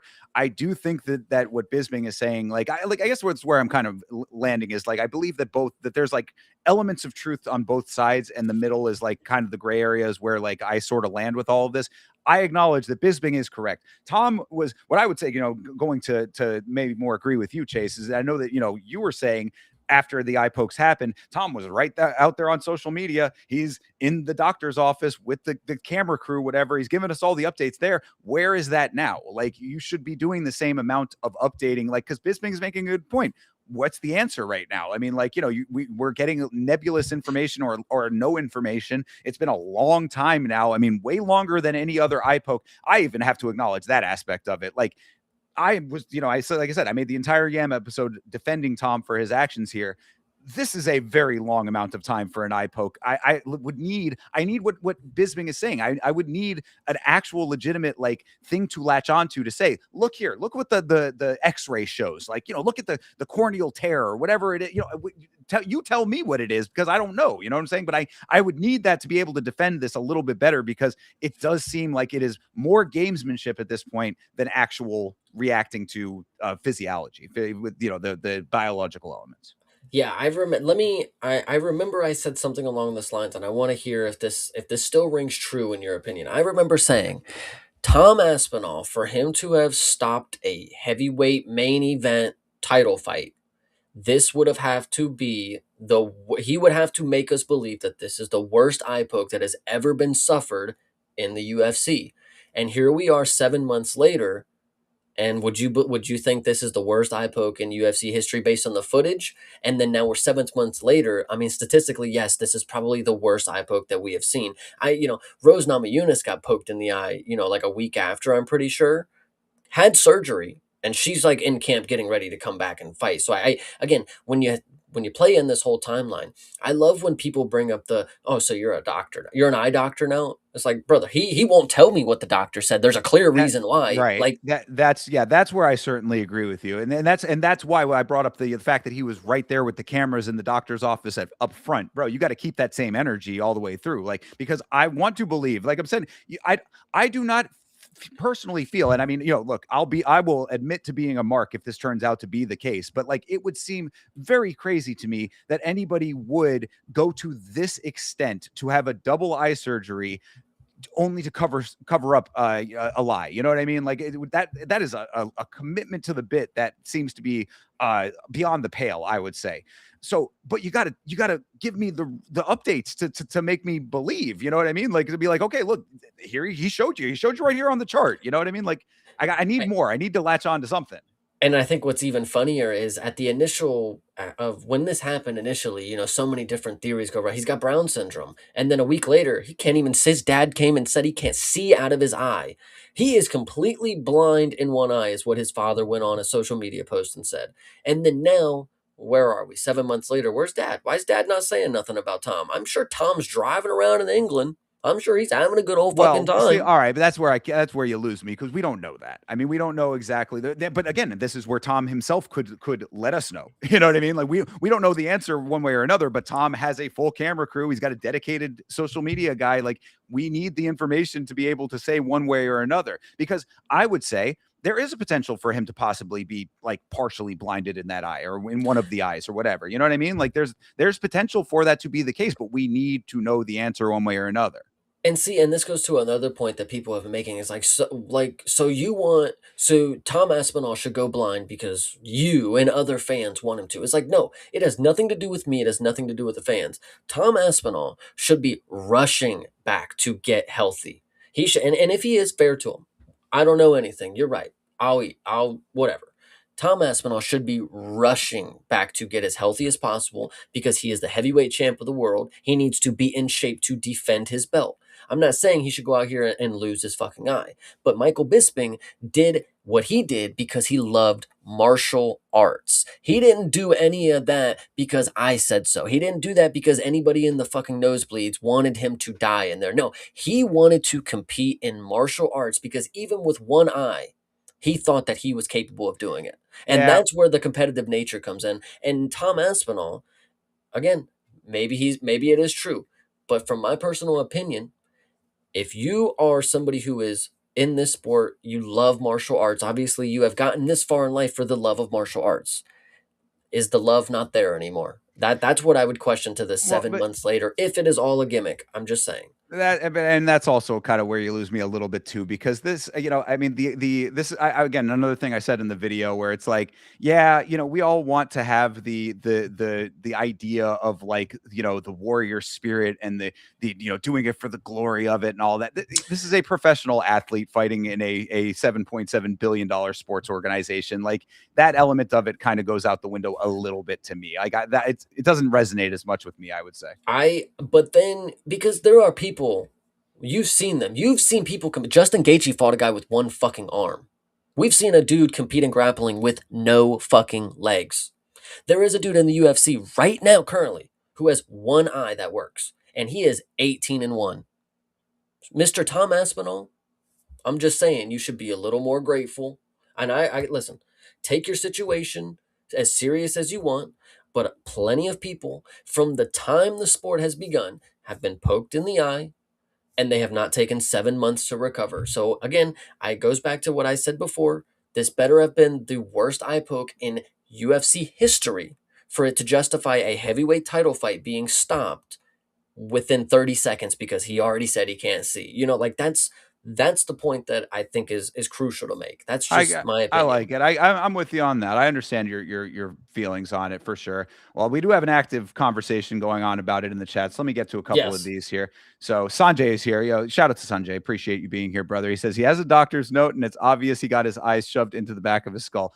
Questionable, honestly, brother. I mean, like even coming from a dude who supports it, you saw the pokes. I mean, these, I think we all in the moment were saying like, was it not? I mean, I was one that said that I thought that they, like, if you look at the replay, it certainly looks worse than in real time, but to a lot of people, it wasn't as bad. And to that point, when you look at the replay, double eye surgery. I mean, one eye got poked pretty bad. The other one, not so much. And even and it goes back to the clip when he walked backstage and he goes up to DC and he's like, "Man, that eye poke got you real bad in that left eye." He's like, "No, it's my right eye, mate." It's like, dude, I think whatever you want to say, man. This is just how the story goes. And again, This so I was just going to say, and again, if Tom would tell us, if he would update us on the actual reality, then we would have a better frame of reference, at least from his side of the equation. And then to shout out Blake Wharton. He's Yes. not lying, but he has switched up after and is looking for money. I think that's potential. He's waiting to get a bigger payday now. Now that I have to fight with my eyes on the line, I have to get a bigger payday out of this, of course. And I think this also goes to a point that I've made for the longest time. He gets to sit at fucking home. He can't train, apparently. He can't do anything that's, physical contact. Okay, so that takes a little bit out of his daily regimen. Maybe he's still wiping down mats. I don't know. What's the heavyweight champ doing around the fucking dojo? But the point is, he posts videos all the time of him watching the UFC cards. He's getting paid to fucking watch UFC now. Brother, you're supposed to be fucking competing in it. Your YouTube channel as the heavyweight champ is garnering so many different views and eyes because they get on UFC.com and they see Tom Aspinall's the heavyweight champ. I'm going to go follow him on social media. I'm going to go see what he's doing. What's the day in the life of Tom Aspinall look like? But for the past 7 months, he hasn't been training. So it's honestly starting to get to me, for real. Well, I mean, that goes to the 10-7. Shout out to Bam Bam, of course. Can't see, can't train, can't spar. He was missing people's handshakes. Please fuck off. I mean, again, I hear that aspect of things. What, Chase? No, you know what? 10-7. Bam Bam or DS, brother. I specifically, and if you want to go back, I specifically requested this, and people are like, "Bro, he doesn't have to prove shit to you." I said, as soon as Tom Aspinall's dad said that he couldn't see out of one eye, I said, "Show me him eating super cereal. I want to see him trying to put a spoon to his goddamn mouth with one eye." I never got it. I never saw one video of him doing anything that made me believe the depth perception would be off from a one-eyed man. If he can't see in one eye, if it's cloudy or whatever, you would assume he can't do these things. I mean, if he's missing people's handshakes, sure. All right. I believe you. But let me see you eat a bowl of cereal. I don't know. Either way, crazy enough, crazier things have happened, but I think it's and shut up Blake Wharton one more time. Bisping won a title with one eye. Like he was lying to get through these the commissions or whatever. And I had questioned if he actually did compete with the one eye, but I mean, brother, Anderson Silva landed a fucking knee right to the left side of his face. It didn't look like he was able to see that shit coming, to my opinion. But who am I to say? Who am I to say? Yeah. Again, I mean, I think a lot of this could be cleared up if it really goes back to my original point. Like, I think a lot of this could be cleared up if Tom was going about this a bit better. I think that he has, instead of going towards a path that like rebuilds trust with the fan base, he has expressly gone a different direction. And I think that is a misstep in the way that all of this is playing out. And 10-7 immensely cooking. If you can't see, give up the title. Like, bro, if you are telling me right now that both of your eyes are not working to the point where your community is worried that you're going to lose both of your eyes if you continue competing, you give it up, bro. If I mean, you're they're fighting for an interim title right now. I genuinely stand by that portion of it. Like if we are at the point where you are genuinely worried that you cannot compete again with the vision that you have, and it's been 7 months, you got to give it up, bro. Your career's got to be over. If it's that bad, you can never box after UFC. You can never go do anything fun because this is the worst eye poke that it's ever been. And I know we're going long-winded of this, but this goes back to the point that I want to make. We're going to get into the next video because it's still along the same realm. But even the people that were your biggest supporters, hey Bisping, care to elaborate why you changed your tune on this? This was you 5 months ago. So 2 months after this happened, he was still rocking with Aspinall. So let's go ahead and listen to what he's got to say here. The one thing you can't do with an eye is rush back. That is the one big lesson that I learned because I did that. I rushed back too soon. I rushed back to sparring. I rushed back to competition, right? And I never saw that eye again. So Tom has got to take his time. And if he's having surgery, he's definitely going to be out for at least a few months. So a couple things to note here. Bisping, admittedly, I was rushing back. I wanted to do this because, again, he loved martial arts and he loved to compete in martial arts. He wanted to support his family. I asked this question, in the Discord. Does Tom Aspinall have a wife? Does he have kids? I think this would make a big difference in the situation if he does. He Maybe does. I'm wrong. He Okay, does. all right. Well, he should be out here trying to fucking support these Bisping. He wanted to compete. Maybe at the back of his mind, he's supporting his family. This is what he needed to do that. He needed to rush back. My eye's not fully healed, whatever you want to say. I need to get back in there quicker because I have things that I'm going to accomplish. Tom Aspinall sitting back, fucking feet up on a table, taking a grandiose time. Another thing Bisping said, it's going to take surgery. It should take a few months. Again, you're 2 months after when it happened, then you get surgery, then a few months later. That's still like a 5-6 month timeline that we're looking at here. We're at 7 months, and this is where I bring you back to the original point. Even the people who were the people rocking with you, I mean, whether you want to say, oh, you're going to see whose people real true colors are. If you want to be that type of guy, I'm sure Tom Aspinall is probably thinking that, like, see, I knew they were fake all along. They're some fucking losers, bro. But he probably said it in an English accent that he fakes or whatever you want to say. But this is prime example. The people who rock with you are even starting to doubt what you're saying. And that's not a problem. You guys should have, you're just finally catching on to what I've been saying the entire time. If that's fine, I don't need it, but I think it's just unfortunate. This could have never really gotten this far. It never really should have gotten this far. Yeah, no, I mean, again, I land back in the same middle ground that I've been on pretty much this entire time. I think that Tom is not. I still rock with Tom as far as the key elements of this goes. I think he is going about presenting information in a poor way, and having Eddie Hearn involved is not helping the situation. I think what's honestly funny is, and I do that. I did the same thing with Yusuf Zalal. Tom Aspinall is somebody that I bet to beat Surreal Gone. I believed in it right then. Everybody got me on the hype train. Tom Aspinall's some killer. He's a marauder. He's the first round guy. And we saw what happened in the first round with Surreal Gone. But that being said, to prove that I'm not a Tom Aspinall hater, because it's going to be sweeter, and this is maybe just proving that I am a hater, I will be picking Tom Aspinall again to beat Surreal Gone because I picked him to do it the first time. I'm not going to change up just because of he cheated to do it, Mm-hmm. Whatever you want to say. But if Tom Aspinall evidently does not beat Surreal Gone or whoever ends up fighting him, I mean, in my opinion, he's going to fight Surreal Gone. Well, and he has to eventually. Right, and that's also what I had said about why the Eddie Hearn conversation has been detrimental to all of this, is because Hearn was saying recently, let him get release him from his contract. I'll get him more money in boxing, whatever. I said, fucking no fucking way. Like, that is that is noise in this conversation. You need to come back and you need to regain your ground by fighting again and reproving that you are still that guy. And then at that point, if you want to say middle fingers up to the haters, you have earned that at that point. But to go and cut and run right now would be a very, very poor decision. And I also don't think that I think your stock is already kind of middling right now based on this whole situation. You leaving now, imagine he leaves now and gets knocked out in boxing. I mean, he'd be donezo. I personally, and I hope to be wrong, but I personally believe that from what I am reading, I'm picking up the patterns. This is if somebody who has already, to me, of course, and if not to others, has tarnished a sort of reputation that he had at one point. And it seems to be that he's only going to continue to make it worse. Whether he comes back and wins, if he comes back and loses, that's even worse.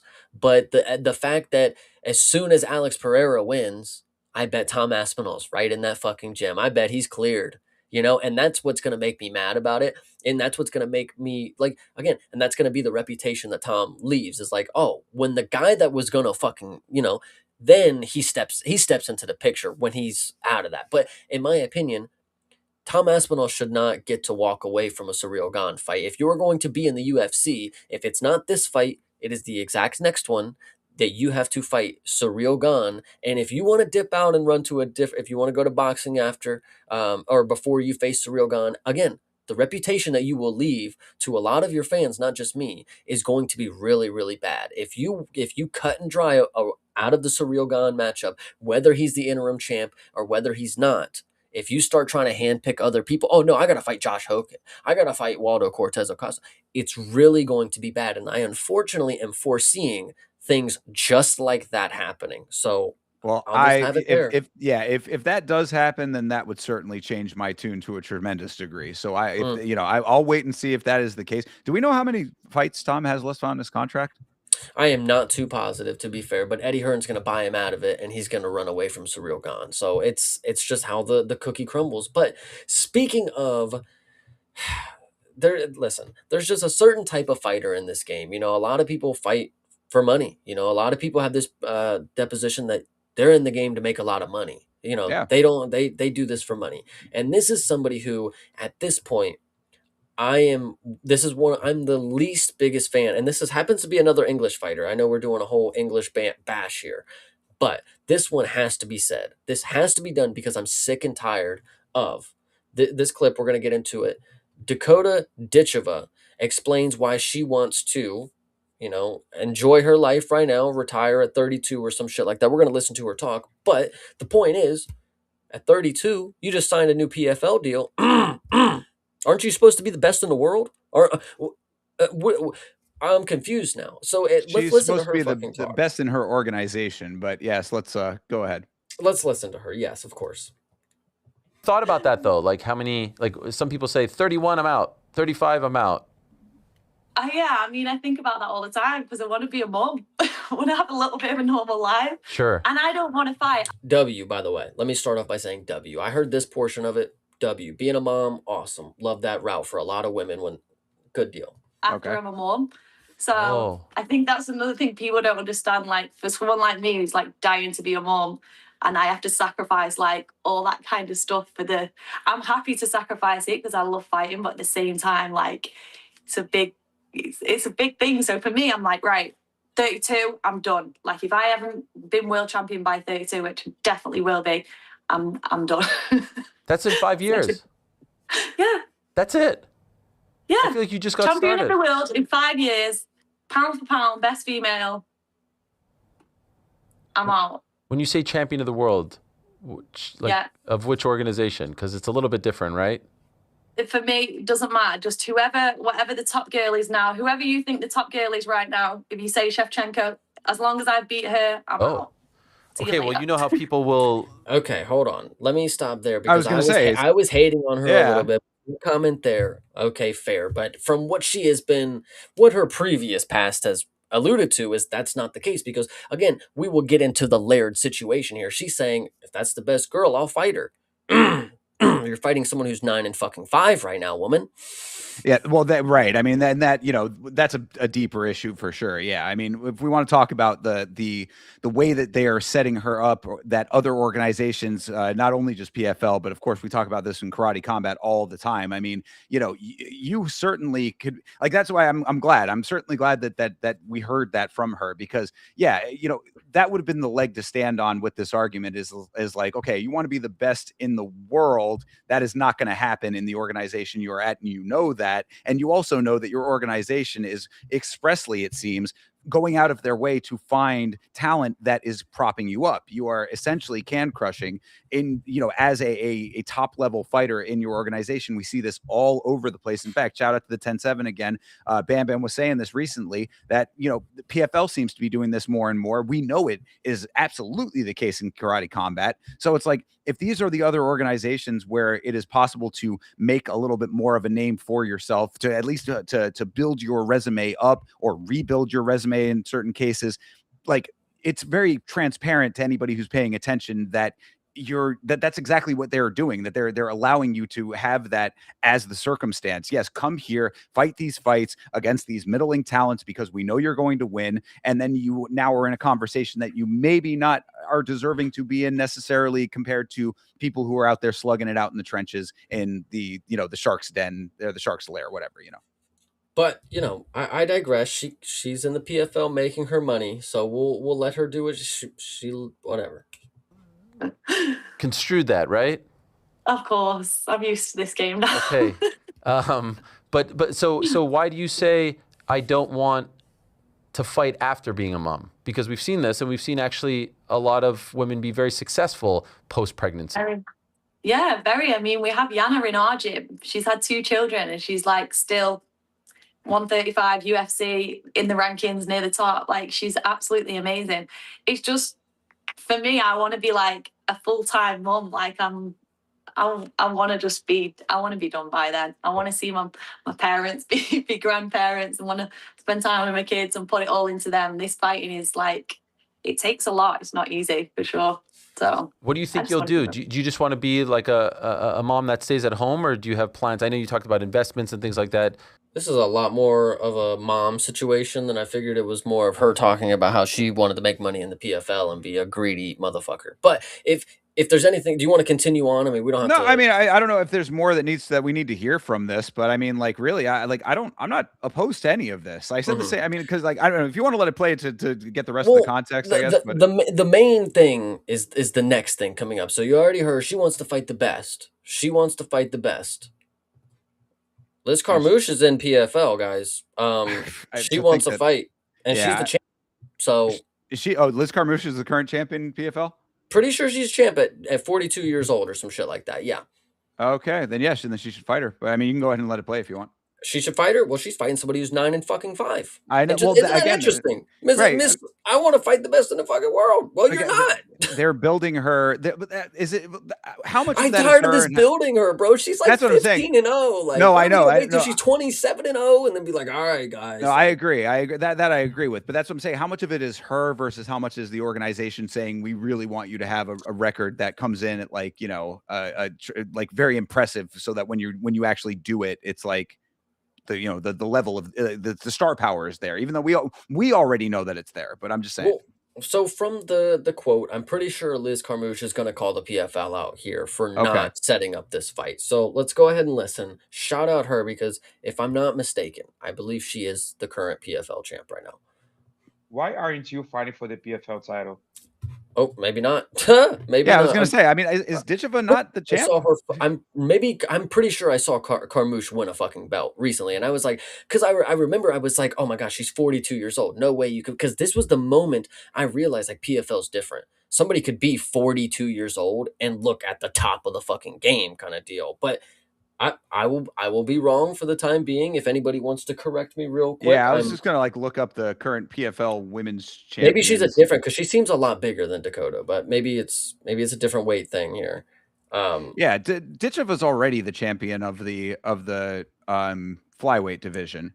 I just saw a fight 5 rounds for Nana belt like 6 months ago or some shit, and she broke her fucking hand in it. Like, why is she not defending her fucking belt then? Like, anyway, we have so many issues here. Continue, Liz Carmouche. I wish I could answer that. I can't. Yeah. I've been asking the same thing. Yeah. Did you ask PFL why you're not fighting for the PFL title? Of course. I mean, I thought coming out of the tournament that the only matchup that made sense was last year's champion versus the year prior champion. Okay, so, and shout out Blake in the chat. She won the tournament. Of the PFL tournament, so she got her $500,000 or whatever it was. I would assume that's what it is now, right? And Ditcheva won it the year before, so okay, does make sense here. But they have a different agenda. Was that even discussed? You have fighting Dakota or no? No, as far as I'm being told, it's at her pace and her wants, not mine. So, I don't know. You think she's trying to avoid the fight against you? It certainly seems that way. Yeah. Yeah. Is that disappointing? Yeah, of course. I want to be fighting the best and prove that I'm the one that deserves to be having that belt and to be a contender for the belt, if not the belt holder. But I certainly understand they want to protect their future. They put a lot of money invested into her, and she's the face of PFL. So you certainly don't want to give it to somebody who's in their 40s. You want to give it to the young 20-year-old. Yeah, I think that it's an inevitable outcome. I think the only way that it doesn't happen is if she decides that she wants to leave PFL and go to the UFC. That's the only way to, in my mind, to slide past and get out of this. How do you see this matchup if it happens one day? Yeah, I think that Dakota's another person that is able to push the tempo and make an exciting fight. One thing she's proven when she fought Bishop and a few others is everybody had questioned her ground game and thought that as long as you can get her to the ground, you can finish her. And that was proven that's not necessarily true, right? So I think that striking wise, we can throw a lot of back and forth. and a lot of variability in there. But I also have faith in my ability to drag people into deep waters. And once you get to that fourth or fifth round, that's when I really start to wear people down and get them doubting themselves, and they make mistakes I'm able to capitalize on. And I could see it being a solid finish against the cage, where it's a TKO or even a submission on the ground. Okay, so anything to mention here? But actually, first, Bleeding Edge, he wanted to Yeah. clarify for us. Dakota is not the champ. She explained it to Ariel. She won the tourney, but is not the champ. And that's what is stupid about the PFL. Because again, I talked about this fight that she just fucking had a little bit ago. Maybe it was even 3 rounds now that I'm thinking about. But I think I remember it was 5 because she broke her hand in like the second round. And she won the third, but I was thinking, man, if she had an opponent who was actually decent or whatever, or maybe it was 3, and I was thinking, man, if they had those extra 2 rounds, she definitely would have beat her because Dakota broke her hand, and it's like now we have somebody who's in my mind already not even fucking like I'm supposed to be told this is the best woman in the fucking world, and I get handbrake, whatever you want to say, but I've seen her have some questionable shit already. And then you tell me she's about to fight somebody who's 9-5 when there's somebody else who won the tournament. You have a tournament system in play, and then you don't match up the tournament winners. Oh yeah, no. Well, I mean, that goes to what I'm hoping, and this is why I've been waiting. We've talked about PFL a while back, and why I specifically have been waiting to not revisit PFL for a little bit.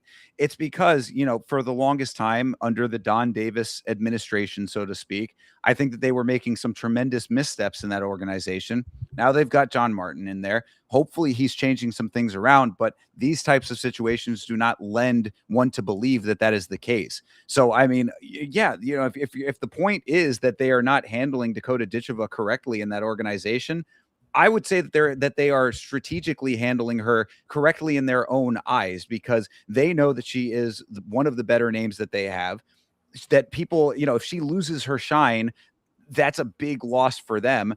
I mean, like, I think this is one of those cases where it's like the world can all acknowledge that this is not the correct way to be going about what they have, but to them, it's still the most correct way that they have, the most correct option that they have.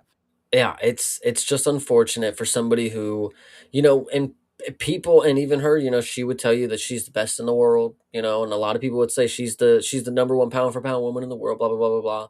She beat the woman that went to split decision with Shevchenko, whatever you want to say. I mean, that's like anybody who would like honestly and earnestly say that is out of their fucking mind. How many times have we seen women come over, or anybody, not just women, excuse me, just fighters in general, come over from another organization into the UFC and have tremendous problems? I mean, that this is a ridiculous way of looking at this situation. That's the reason why PFL is doing what they're doing with her, is to continue the perception, because they know that if there was an option for her to fight someone else, she's talking about fighting Shevchenko or any of whoever the best in the world is, they know that there is a tremendous amount of chance that that is not going to turn out correctly for her. And the only person who has been able to defy that is Kayla Harrison. So, I mean, like, yeah. I just find it funny because, and I genuinely mean this, Dakota is very good. And, she looks great in the PFL.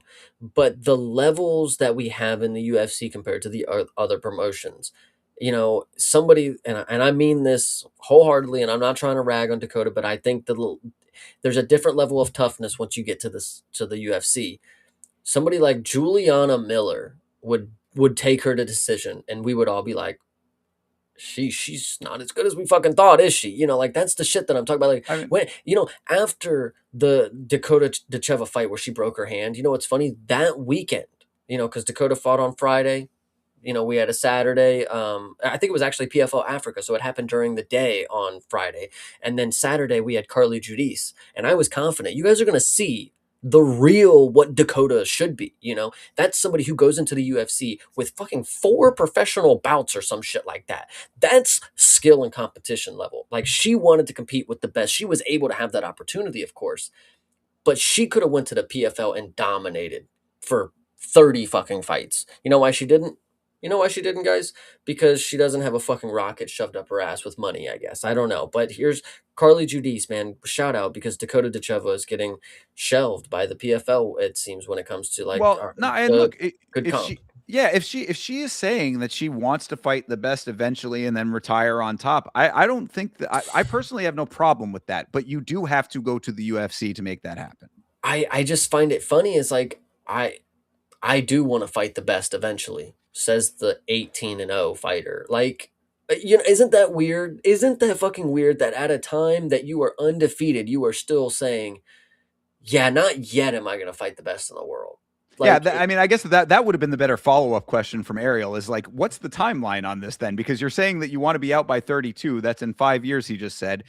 What between now and that cutoff point is going to happen because you are just can crushing at the moment to, from based on what we've been seeing, basically. Like, where does the changeover happen? When does it happen? Does it happen at all? I mean, like, what's the pathway here, it sounds as if, and this is just speculation, it sounds as if somebody is very confident that the last fight of their career, they'll jump right into a title fight in the UFC or something, go against Shevchenko, and then at 32 years old, I ride off in the sunset because I just beat the best in the world. Isn't that just like, And I don't okay, know. then and also, yeah, no, you're not wrong, but I mean, also, I'm seeing Blake saying, they just have to let go of her and let her go to the UFC to show, and the UFC is slow build her. Let me say something here, and I think that this is a point that's getting missed in this conversation. The PFL does not want to be looked at as a feeder organization for the UFC. The PFL wants to be competition to the UFC.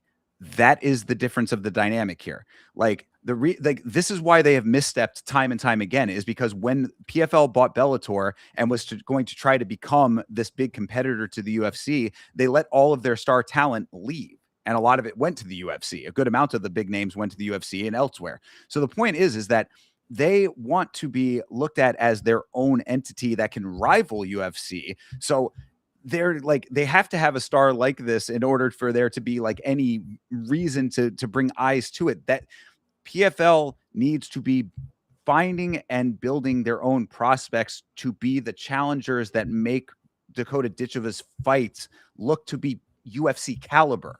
That's what is being lost in this conversation, because the whole idea is, in order for her to be looked at as the best of all time, or to be in that conversation, has to go to UFC. They don't want that. They want their own talent, and that is where they're going to be having the biggest missteps and the problems, because it's always.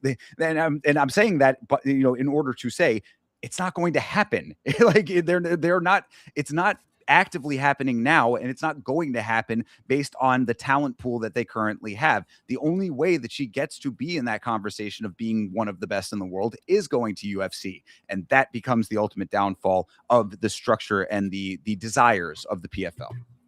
Yep, it's just unfortunate for Dakota's sake, because if she is truly one of the best in the world, we are not finding out.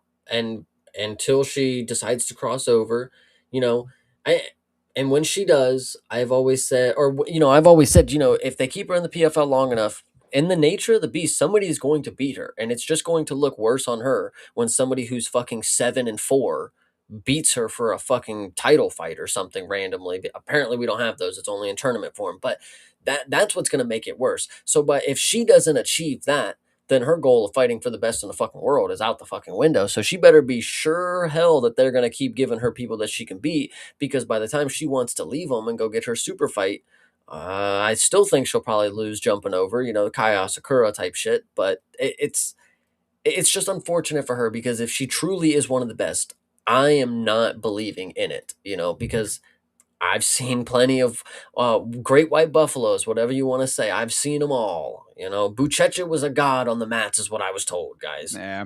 Can I give you a hypothetical situation that I think would be the only way that this could like really work out for the PFL and for Ditcheva?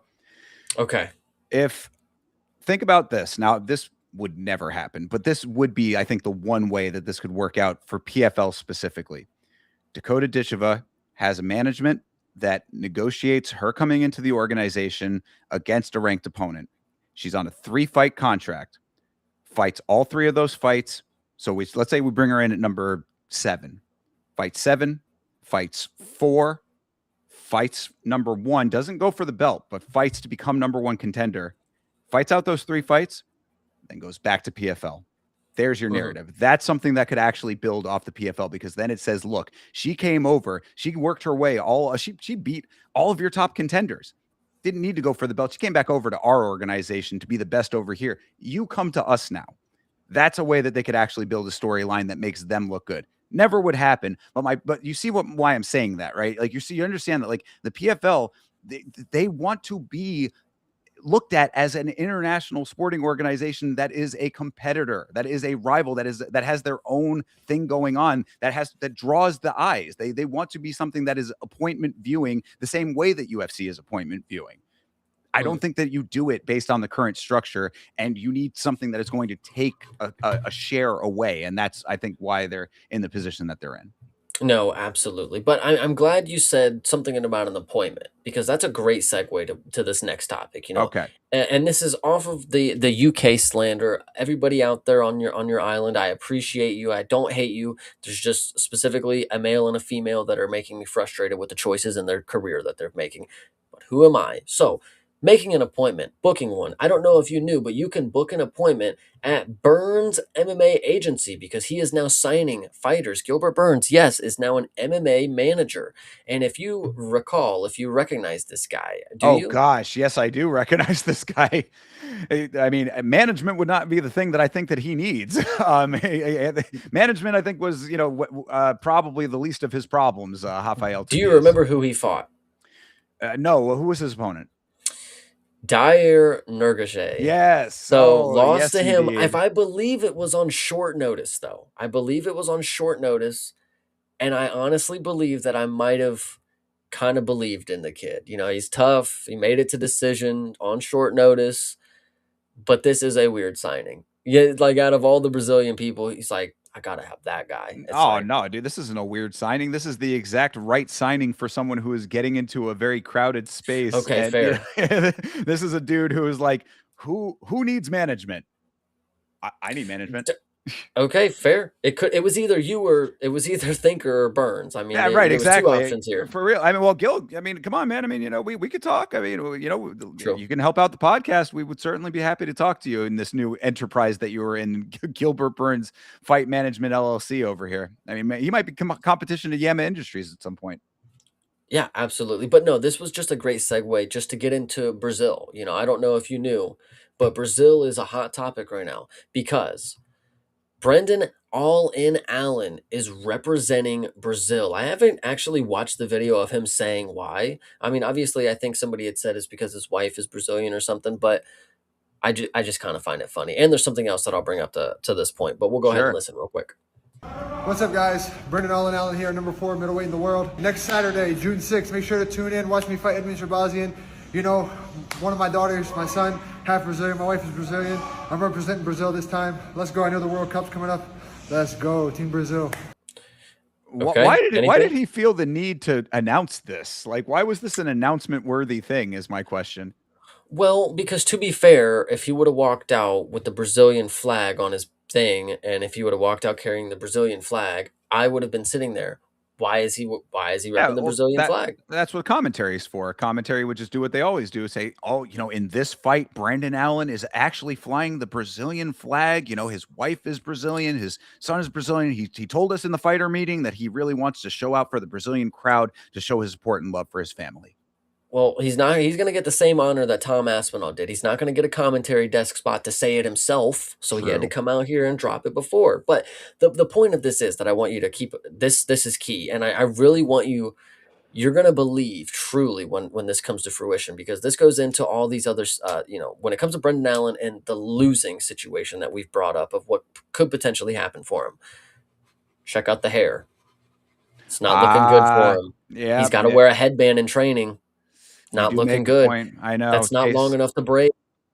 He's had shortcuts the last few wins, guys. This is a very big sticking point for you. I know. Yeah, the growing out of the hair does not bode well for him. It's not. It's in an awkward stage too. This is the total. It's that era. I'm just letting you guys know. And he's starting it too, so he might even get a little like a. Oh no, Tuco Tocos. So it's unfortunate, but. And I'll even show you, like, this is how bad it's getting, because you can't just wear your hair down like this, So it's such an unknown thing when he has to get into competition, and now his hair has to be all. It's annoying. So here's another example. Hat. He has to wear hats because the hair is just so annoying that he can't stop.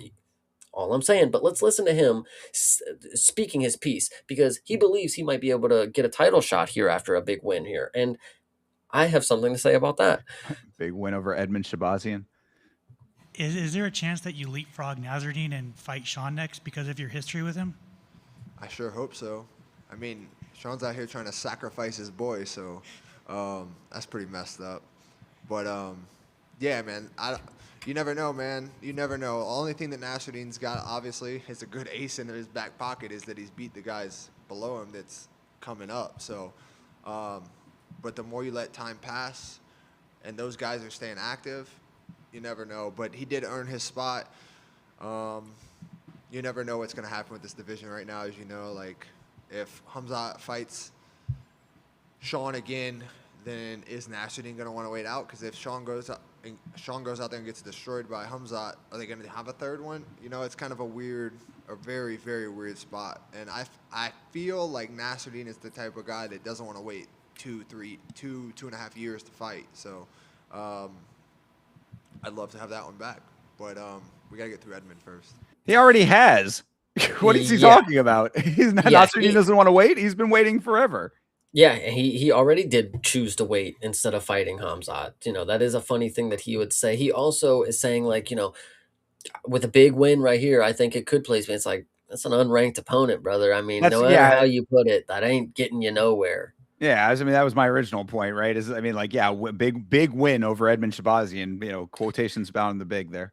Yeah, it's unfortunate. I mean, I think the reporter obviously set him up, right? You know, like, hey, you think you get a title shot if you get? It's like, what else are you gonna say? You know, but I think this is not.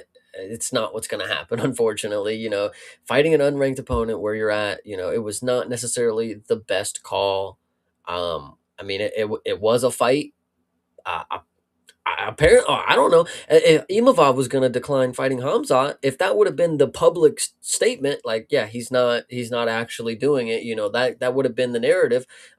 Maybe Brendan Allen could have got a rematch then, but now we're fucking having an unranked opponent or some shit. This is weird, but it's unfortunate because, yeah, anything is possible. I think Brendan Allen's kind of like out of the loop here, talking about if Hamzat gets a second match, are they going to get a third? It's like, bro, no, he's leaving. Just stop. Just like, this is your time to shine. You beat your unranked opponent. Worry about Imavov and Sean Strickland, I guess. You know, that's the narrative that I'm going with. Well, until it actually does come to fruition, who knows? You know, obviously Hamzat waffling, and you know, you never know when it comes to that kind of thing. If they think that there's something to sell there, they might. But yeah, no, the whole. I mean, he's not wrong that like the whole division is in a weird spot with all of this. Like you've got the dynamics, huh? What division isn't, though? No, well, yeah, I know, right? It's a good point. I mean, it always is the case, right? But I mean, this one has at least a couple more unique factors when it comes to, you know, Sean getting the belt kind of unexpectedly, you know, against Hamzat, potential for a rematch there, the, you know, religious exemption for Nasruddin Imavov potentially, and then everything that comes underneath that, you know, like a bunch of guys who potentially could be in that conversation, all just sort of circling right under that top dynamic. So it's a hard spot to be in, but I mean, that's why it's all of this is kind of just a bunch of like jaw flapping right now. Go out and win your fight, and then we'll figure out the rest thereafter. But like in the meantime, I do acknowledge that it is a kind of a odd thing because you're sitting there waiting to find out what the next shoe to drop is, you know? I think Brendan Allen is in an unfortunate situation too, because like we said, he's fighting an unranked opponent. There was a clip, and I didn't bring it for the show. I actually thought I remembered saving it, but he was saying that he, you know, while he didn't want to wait. You know, there was supposed to be a done deal with Dricus, and then apparently Dricus got injured, so he didn't want to wait. He asked for Usman. They didn't get back to him, I guess. He asked for other people, and they never got back to him. Whether he's just talking shit or not, I mean, it seems like the only option that he had was the unranked opponent, which is unfortunate because he's not a big enough seller to get somebody like a Dricus or an Usman, because it didn't happen, you know. Unfortunately, you know, they clearly have bigger things in store for Dricus. You know, they texted Brendan Allen, always injured kind of deal, but like who really knows what the deal is on that. I think Brendan Allen said he was posting him training the next day after anyway. So just always something to go on with. But it's an interesting situation in the division. One of the more interesting ones, of course, because if you have Shabazian jump up and he wins, of course, and say he wins and he jumps up to 4th or 5th ranked, bet the house on whoever the fuck fights him next, because that dude has like 7 losses to just like the biggest randoms like in the organization already. So it's unfortunate. Yeah, no, that's a good point there. I do want to acknowledge Blake, but give me 1 second because I have to say, 10-7 coming in and challenging you here. He says he's going to be able to braid that hair. I mean, you don't know how great these braiders are, bro. He's going to be able to probably get that thing braided pretty easily. Hey, it's tough call, man. It's a tough call. I listen. You need some longish hair to get it braided, brother. I don't know. If you're thinking he's gonna have fucking braids that like, I don't think you're gonna be able Oh to do no, cornrows. he's gonna at least be able to do the top and rows. I mean, the sides might be, he might have Okay, to. fair. We've definitely seen top and some, Yeah, but the I don't know, samurai guys. braid. I think he's going a little suave. I think he's gonna try to have it out, man. I mean, he grew it Oof. out for a reason. Why would you? You're not gonna keep that hair in anyway. But continue on. Is there anything else that we need Well, to? yeah, no, I mean, I don't know if you want to go. We talked about it on the podcast, but because Blake is asking, does Edmund jab and Teep Allen? I mean, I guess we could just say listen to the podcast for the whole. And actually, you put it out as a clip too. You put out a clip about the whole Ali Abdelaziz connection to this whole thing. So I didn't know if you wanted to retouch on that at all, where we can expound upon it. But I mean, really, we kind of said everything that we needed. Yeah, there's nothing more that I need to say. I mean, it's a fishy situation. I would keep your money away from this fight. That I guess, yeah, and just to very briefly recap, just for anybody who didn't listen to the podcast. First of all, listen to the podcast. That's first and foremost. But second of all, basically, this is a situation where Ali Abdelaziz is the manager of both of these people. Brendan Allen in a position where taking a loss does not necessarily affect him in a tremendous way. Edmund Shabazian, a guy who's looking to get into the rankings. There does seem to be potentially some treachery afoot with Edmund Shabazian maybe working his way into a ranked position based on this fight, and Brendan Allen coming back, winning fights thereafter to get himself rebuilt. Yes, absolutely. But that's all he said, she said, water under the bridge, whatever you want to say. I think this is a good point for me to let everybody in the chat know that we are coming down to the last of our stories here in a second. We have a few more to go over, but just so you know, end of the time is coming. We will definitely look into the BKFC double leg takedown. We'll watch the clip at least here at the end. Sure. But if there's anything else that you need to talk about, go ahead, let me know. Send a braid tutorial on this length of hair. We might run it down, but either way, absolutely, yes. So this next story is interesting because it made me mad. Not really, but like when you read some things and like when you read a tagline, it's like, why would I want to hear him say something like that? Like, why would I want to hear somebody be so stupid, kind of deal? So here's Demetrius Johnson talking about Dagestani fighters, and this one's interesting. So we'll go ahead and play it. It's 21 seconds apparently. I heard a rumor recently that they're not letting any more Dagestans or Russian guys in the organization because they're that fucking good. Really? Because they would just destroy everybody, right? Could you imagine more Umar Nurmagomedovs? Could you imagine that? The guy who's a striker, bah, bah, bah, bah, I'm taking you down. I'm grounding and pounding you. I heard a rumor recently that there's... Yeah, so what would you say? You think guys like Umar Nurmagomedov, they could just run around and they're just too fucking good for this sport? I mean... We've literally been seeing very, recently, people who have been defying this, first of all. Second of all, to think that the organization who created this situation in the first place very specifically, I mean, the organization was out scouting these people in order for this to be the case because they want that region of the world. I'll tell you, in relation to this, Dana very recently, I think it was in, I don't think it was the NPR interview, but it was it's on this most recent little stint of interviews he's been doing for the White House card. He was talking about how, we are an international organization. I think it was something regarding international politics and how he doesn't let it play into, I think it might have been the clip where he was talking about getting a Chinese fighter on the card. It might have been, yeah. It was like I said, it was in relation to the same basic stuff. So it's in this recent era. But he was saying that the international politics does not play a part because it's an international organization and you get people from all over the world.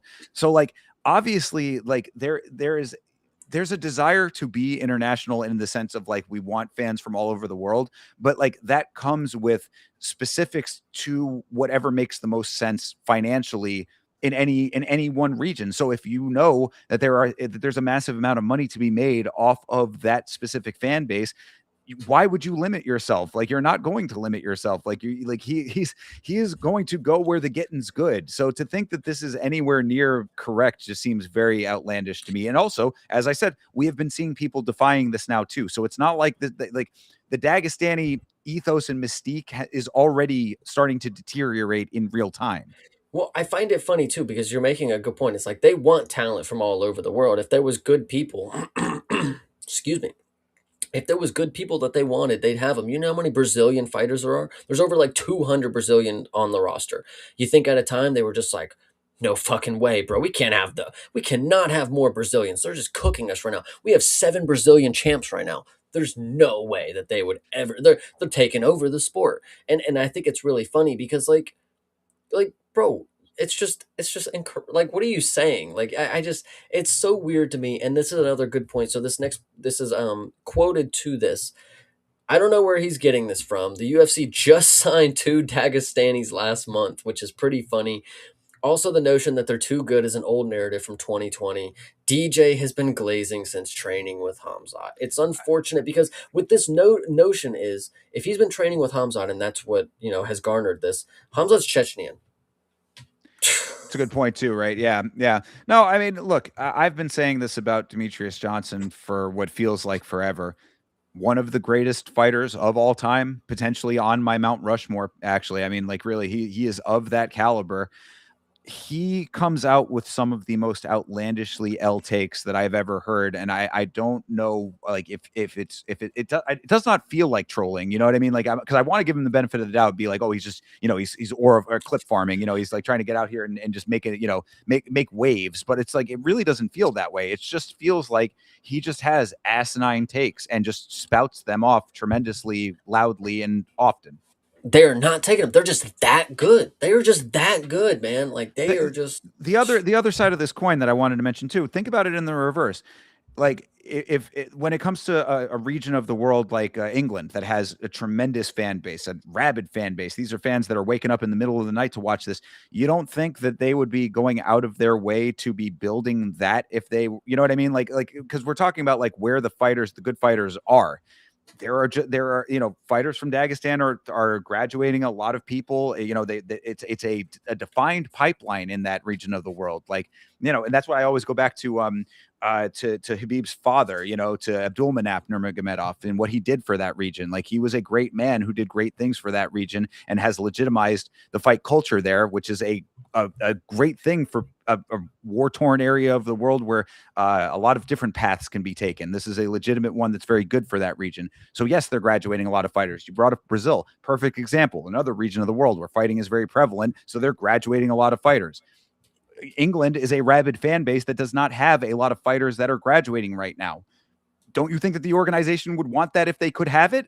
Of course they would. They want they want people who are going to fight and represent their countries. Like, this is just a ridiculous way to be looking at things. DJ just needs to call up the PFL real quick and tell him, like, look, dude, they're not buying Dagestanis no more, dude. They're too good. You could have a whole organization, dude. I think they do. I mean, I think that they actually do have a bunch in there too. So it's like, yeah, I mean, it's a good point. Like, send them off to all over let the Dagestani takeover happen wherever it can happen. Yeah, it's already being counteracted right here. So like, we're not too concerned about it anymore. I think the Weasel makes a great point. That's a 2020 narrative.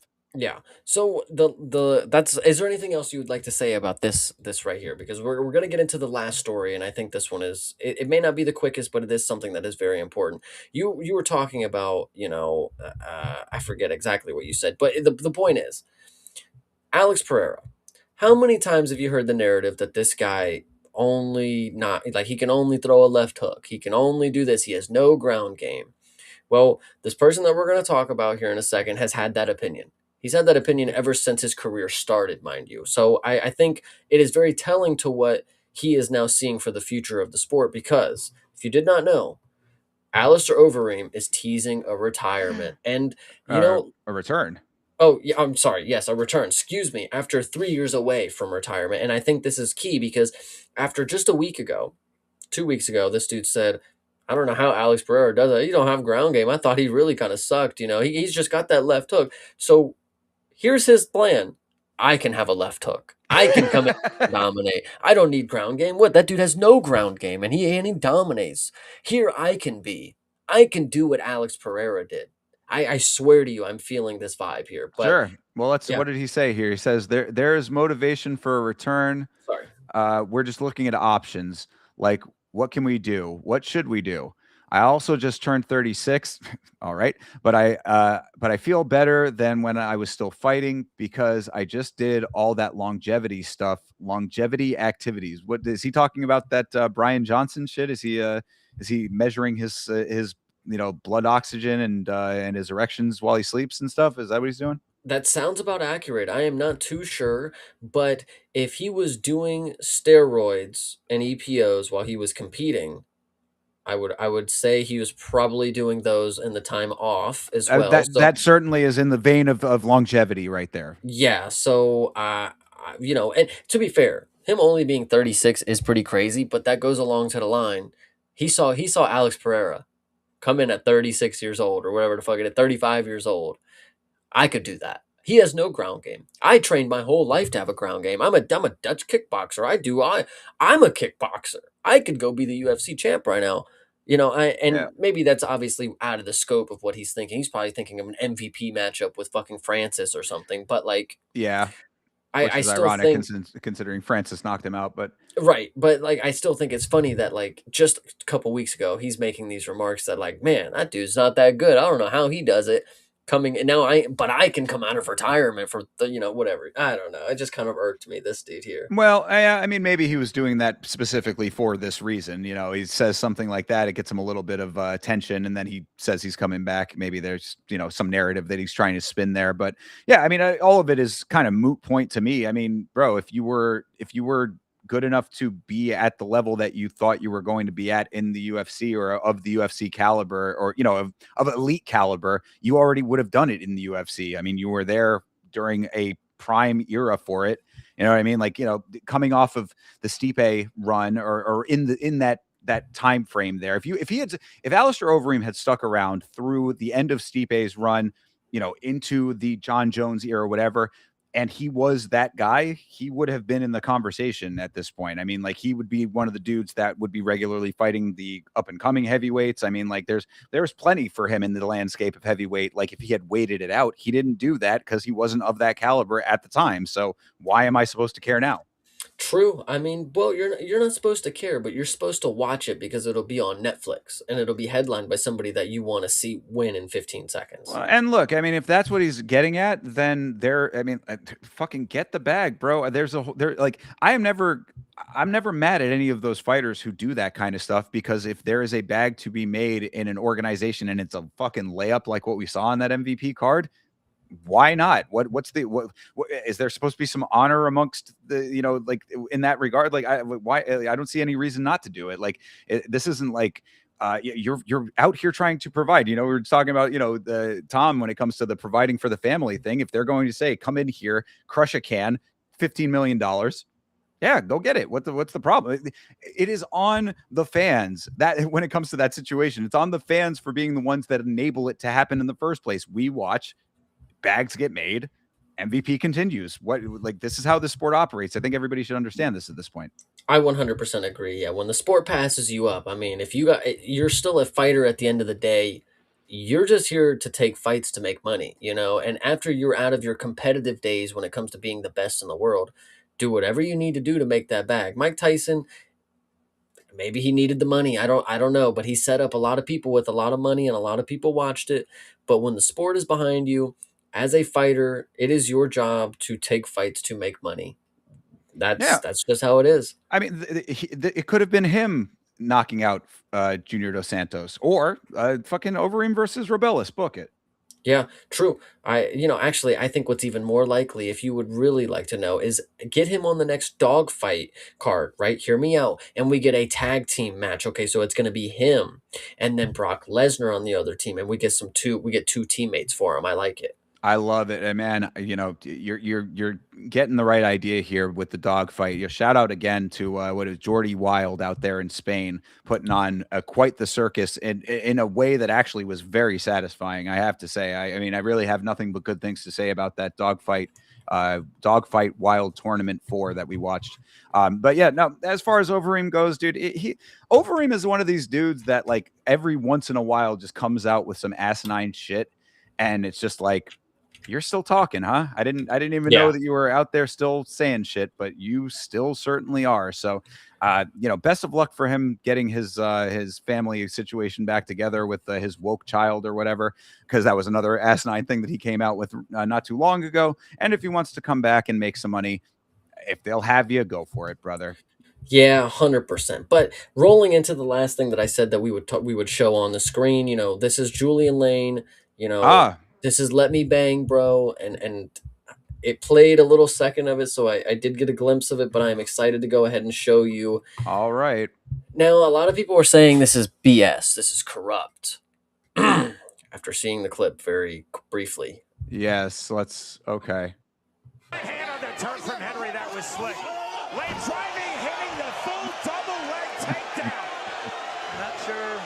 Oh, sorry, were you muffled there for a second? Go ahead. Oh, I was just saying that's a legitimate double leg takedown is what that Oh, was. yeah, and he I think it's not funny if he's actually hurt, but I think it's funny to hit the you hurt. Yeah, I broke my back, dude. Here come the boos, and timeout called by Sam Burgos as you see Bryce Henry flat on his back. This fight is over. Disqualified. Wow. All right, one more time. Yeah, one more. That was slick. Lane driving, hitting the full double leg takedown. Not sure. Okay, yeah. So, what are your thoughts here? I mean, obviously, from my point of view, yeah, you need to be disqualified. You're clearly unhinged to the rules. Like, what are you doing here? Yeah, guys. I mean, like, I understand that this is not how you want to fight to end in BKFC, but I go back to my original point. Julian Lane has been fighting in this organization for years. He was a champion over this organization at one point. You can't be doing that. Like, what are you talking about? I mean, like, this is not even we talked about like Piotr Jan, at some point we were saying how like you had the great idea of like, giving the fighters the rule set in their native language, right? Like to make sure that they know 100% exactly what the rule set is. There's no language barrier with Julian Lane. As far as I know, he speaks English pretty good. So he should be pretty well aware of what is legal and what is not legal in this organization. That is not legal. I do agree with you, though. It is kind of funny if like I don't know if this guy is selling or not, but it is a pretty funny thing to think that it's like, oh, let me just make sure that this really drives home. Yeah, that was not legal. Oh, I'm suing his ass. Yeah, for real. Yeah. No, I think valid DQ for another reason. You're right. He has been here for a really long time, and I personally would have hated to see the special privilege for him to be able to do that. And they're like, run it back. He's good. Just stand up. You're good. 5 minutes. It's like, bro, he deliberately broke the rules. Who's to say he didn't just stomp him out? Like, bro, like you can't just like have the rules be broke and like not have anything happen to it. Again, this goes back to the UFC or whatever, but you have to actually do something about something kind of deal. I don't know. Oh, no, yeah, and then that actually goes to the point, too, of, like, the intention, right? I mean, because, a lot of times the whole argument when it comes to fights getting restarted is, oh, well, it was an unintentional foul. It was, unintentional headbutt, et cetera. You cannot tell me that was not an intentional movement that he just did there, bro. I mean, it doesn't get much more intentional than a full-on, straight up double leg takedown in the middle of the open ring here. And I think it's even more telling is like Julian's over there mad, clearly this was out of frustration. We've been 4 rounds into this. He clearly got upset, did a double leg takedown. And then when the fight's called, he gets even more mad. This fucking I should be able to fucking cheat. Are we fucking for real? I should be able to fucking cheat. Like, go on. Like, yeah, I mean, I can understand the frustration there. I too would really prefer to cheat than to, follow the rules if I could. Yeah, absolutely. I think that is completely valid of a disqualification. I don't know if chat was trolling us when they were saying. Yeah, to think that is like what makes BKFC corrupt. I think that you're going to need to dig a little deeper than that, personally. Yeah, but that would have to be the end of the free for all, man. That is definitely another good episode in the books. I mean, I'm glad we got to go through a bunch of different stories. Hopefully there was enough for everybody. If you guys got your fix, I'm very happy to hear. But that is it. Thinker, is there anything else you want to touch on before we wrap Well, up? yeah, I did have one thing that Blake, shout out to Blake Wharton, who's been rocking with us on this one, but he did ask this question, which I would like to address. You guys going to BKFC? Are you aware of BKFC, Chase? I am aware of the cruise ship that is having bare knuckle fights. I don't know if anybody has practically played this out because um I don't know if you guys live by the ocean. I personally don't, but I can tell you, the ocean ain't smooth. So riding on a cruise ship, um Yeah. how the fuck are you guys gonna fight when you're rocking back and forth? Like I mean, this is what I love about it, the element of suspense that you have to have when there's potentially choppy waters out there. I mean, there's no guarantee. Like I've said, these boats have stabilizers that are pretty good, but the ocean has other plans, bro, So I mean, like I like this as an element of it. I my thing when I hear cruise ship, the only thing I think about is that I would not personally get on one because I've seen those things lose power. You're gonna tell me the bare knuckle is gonna have a fucking cruise ship and they've invested money to get a stage built inside of it. That makes me believe that there's maybe some lacking somewhere else when it comes to this cruise Ah, ship, but get out of here, man. Minor inconvenience is a loss of power at sea, bro. Come on. listen, There's a but this Coast could Guard be for that. think about how epic it would be if this was the next Titanic. There was just fights happening as the ship was sinking. Like to get guys, you got to get out the cage. It's like the boat. No, the bell hasn't rung. Like Well, crazy. I'll tell you, so the reason I wanted to bring this up is that, we do Muay Thai Sundays around here on the channel. And on one recent Muay Thai Sunday, I was looking into all of what it goes into being on this cruise. And I want to say that if there's any, I mean, granted, financial situations, whatever, we're going to have to see. And I cannot at all, in any good conscience, like guarantee this to be the case. But this cruise is not unaffordable. So if there is, and if it's sailing out of Miami too, so I mean, this is also in my backyard to an extent. If there is potential for me to have the ability to get it all together by January when this is happening, I might try to do it. I might try to do it. If I don't anticipate that it's going to be possible. I'm a small business owner here. It's gonna be a little tough financially to make this happen. But if there is the potential, if the finances click, if we can put it all together, I would like to because I love this idea. And Chase, you're saying that you don't like a cruise or wouldn't go on a cruise, whatever. Let me tell you something, bro. Cruises are to me, it's like they're almost engineered to be exactly what I want out of a vacation. You go on a boat. I love the ocean. You go on a boat. You don't have to do anything. I am not one of these people that likes to rush around on vacation. Some people are like they go to the great sites of the world or travel to new countries or whatever, but we got to go here. We got to go here. And we're rushing all over. I hate that. It's like it almost gives me anxiety even just thinking about it. Like I like to do nothing. I do so much in my day-to-day life as is. I like to do nothing. So you get to sit on a boat. You get to do nothing out on the ocean there in a boat. You get the pool if you want it, whatever, theoretically there'll be some women walking around. That's always nice. Food all the time on the cruise ship. Most cruise ships have 24-hour buffets and all of this. It's just a great environment to be able to just lounge. And I love that aspect of it. So you add bare knuckle fighting to it. I think to me, it might be the greatest thing possibly ever. I actually am kind of down with the idea. I mean, out of my entire lifetime, if I were to take one cruise, this would be it. So shout out Well, Blake. You actually what made it a really good point there. then would it sway you, Chase, for me to tell you that the options for a two-person room are pretty reasonable? So if you could break your apprehension of getting onto an airplane and come on down, we could possibly do the BKFC together. That does sound like an interesting idea. It is definitely something we will float across to each other, but I mean, it does sound fun. I'll tell you that. Like I said, the buy-in for, especially, the more, it's like one of those things that the more people because you can have up to 4 people in a room. Like I said, we did the research on this. Obviously, I would not want to be sharing a room with 4 people, but to do the room that's got the 2-bed option or whatever, you split that cost. the regular stateroom, I think, is like $1,300 or something like that. You split that down the middle, add the plane ticket in there. Not out of the question for a vacation. You know what I mean? Like that's a pretty reasonable vacation price period, and you get fighting, and we could do Yeah. content. No, that does sound pretty good. That is definitely something that we have to keep that on the docket. I like this idea, Thinker. You're always keeping us fresh with ideas here. Like I say, guys, it's what are we in June right now? It's a very long way. With 6 months is a long time to to be planning any of this thing out. But theoretically, we'll have to talk to our guy Big Ben about this as well. He might have some inside information about it. I'll talk to him about it when I go to BKFC. Obviously, I'm trying to go to BKFC later this year with Big Ben. So we'll see about all that. I didn't mean to put you on the spot, Chase, but it's just it was something that came up, and I love the idea. Like I said, even with or without you, I'm still trying to possibly make it happen, but we'll see about all of that. Maybe get Fitzking involved. We'll see. All of these things are possibilities, but we'll find this all out. But hey, I just wanted to float it because it did come up in the chat, and it is something that I am interested in. Fights on the ocean. We were literally chased. Remember on a free for all earlier, like a couple months ago now. But like we were saying, if the White House card is the pinnacle here, what's the next thing? And I was saying fights on the moon.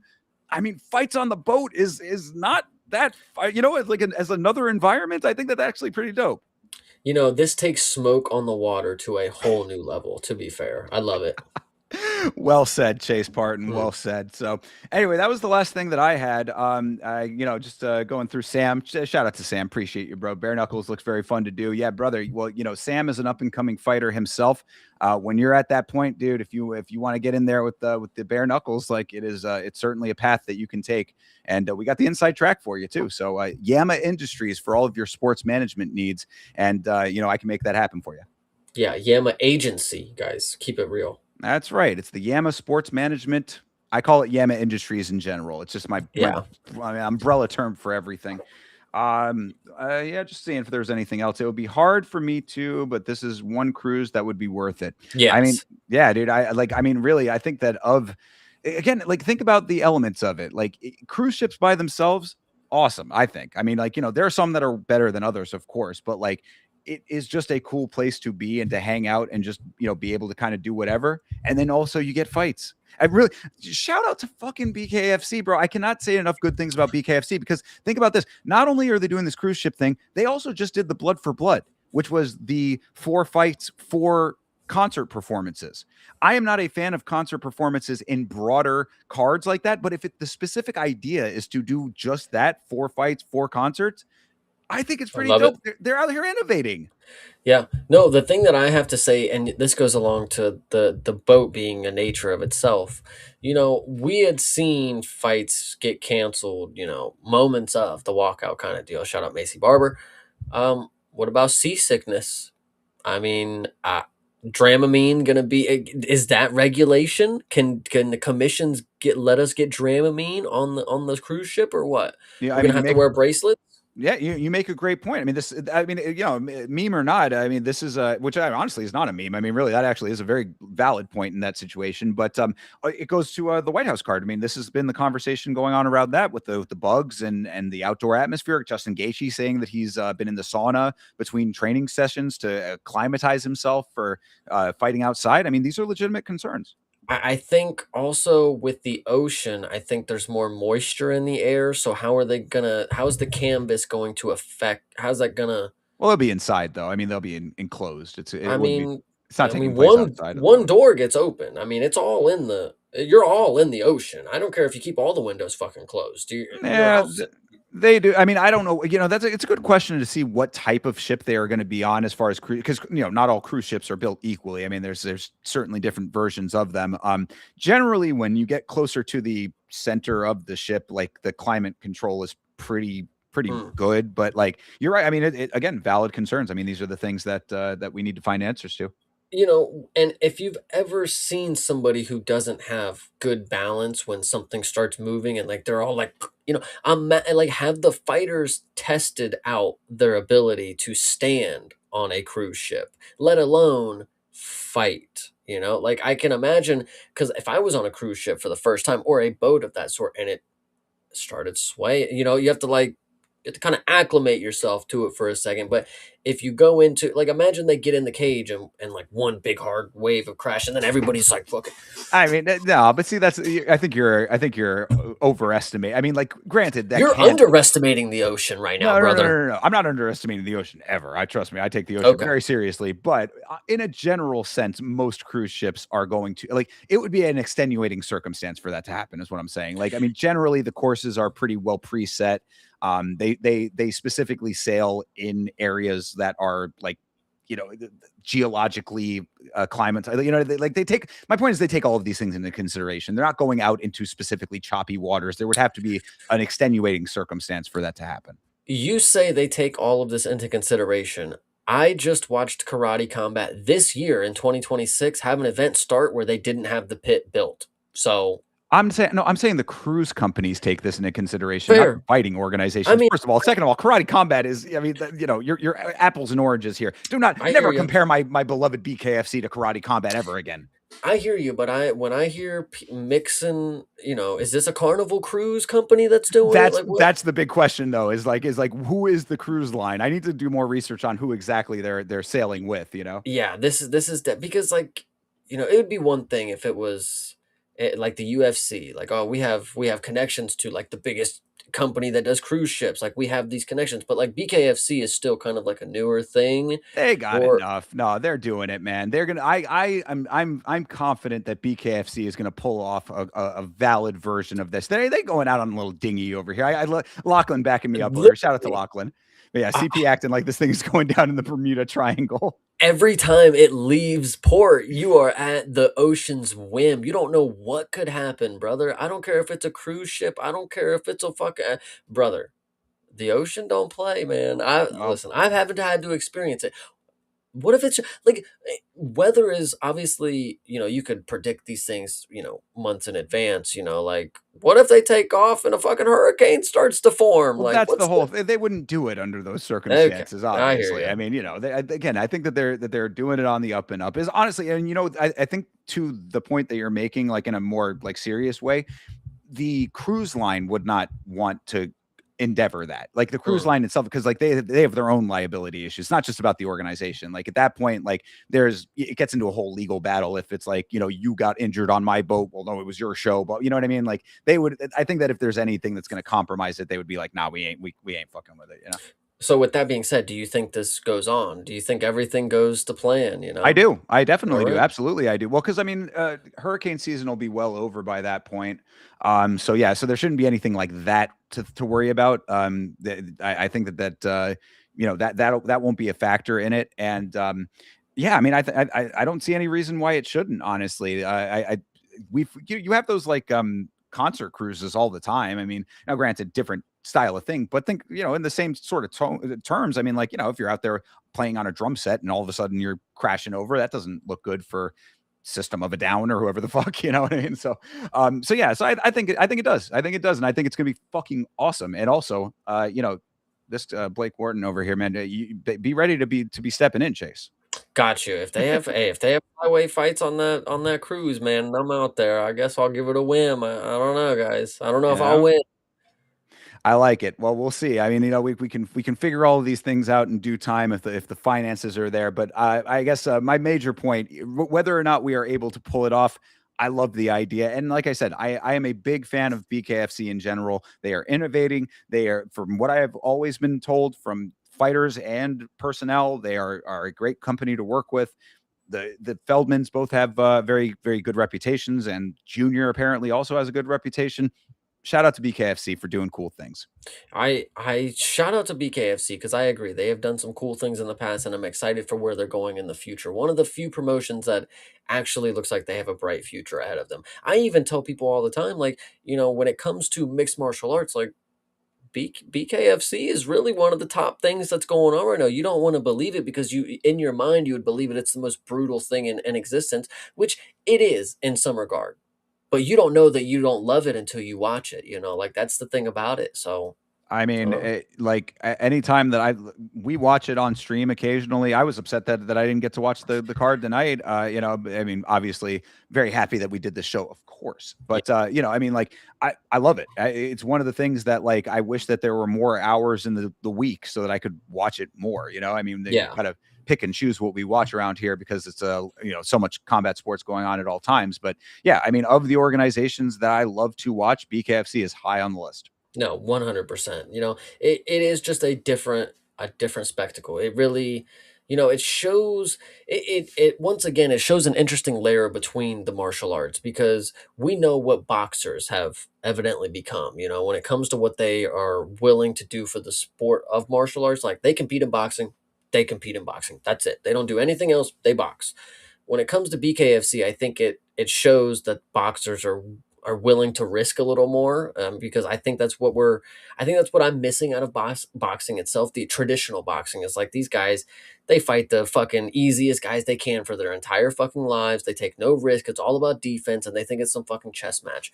I think BK adds a certain level to it. When I'm watching the UFC and I see Bo Nickel fold the knees, and then I watch Muay Thai and I see them guys tank knees, it's like the same thing. It's like it's just a different level of martial arts. These guys show me a level of boxing that traditional boxing does not bring, and I think this is the dying breed of boxers right here. And it's not necessarily dying, but there's not a large margin of them right now. But this is the hopefully up and coming group of boxers. Hopefully the traditional shit that we have, hopefully people like Tom Aspinall, they can just get their shit and go over to boxing, and then the dying breed goes there. But as of right now, this is the breed that this is Darwin's breed right here, guys. I love it. So, brings me back to my point. Sam, if you want to get a fight in bare knuckle, we can make it happen. Become part of the dying breed.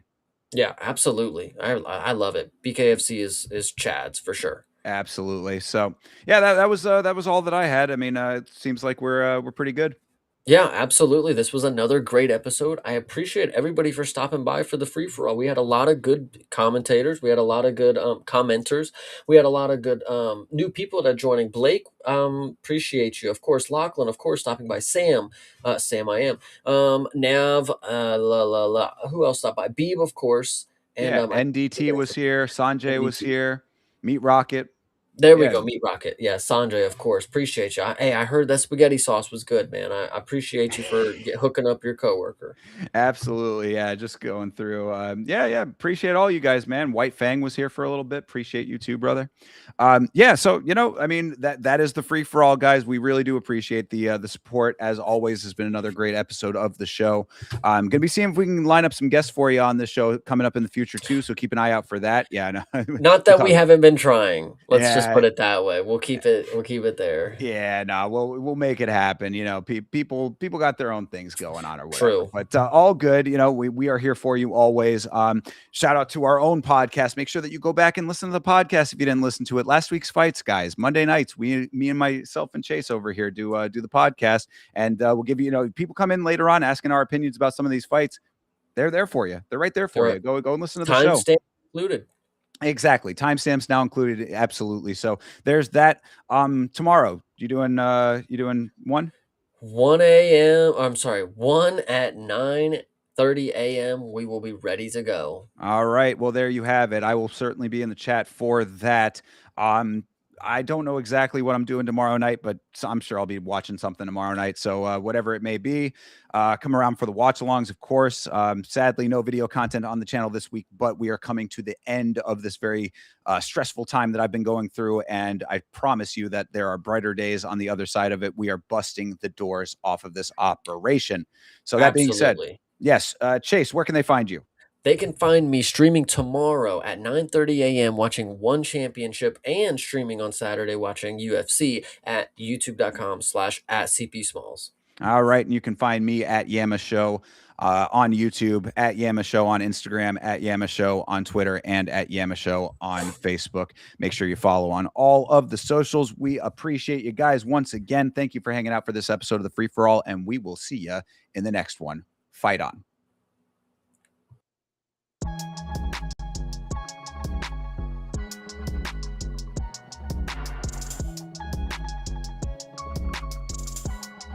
Game.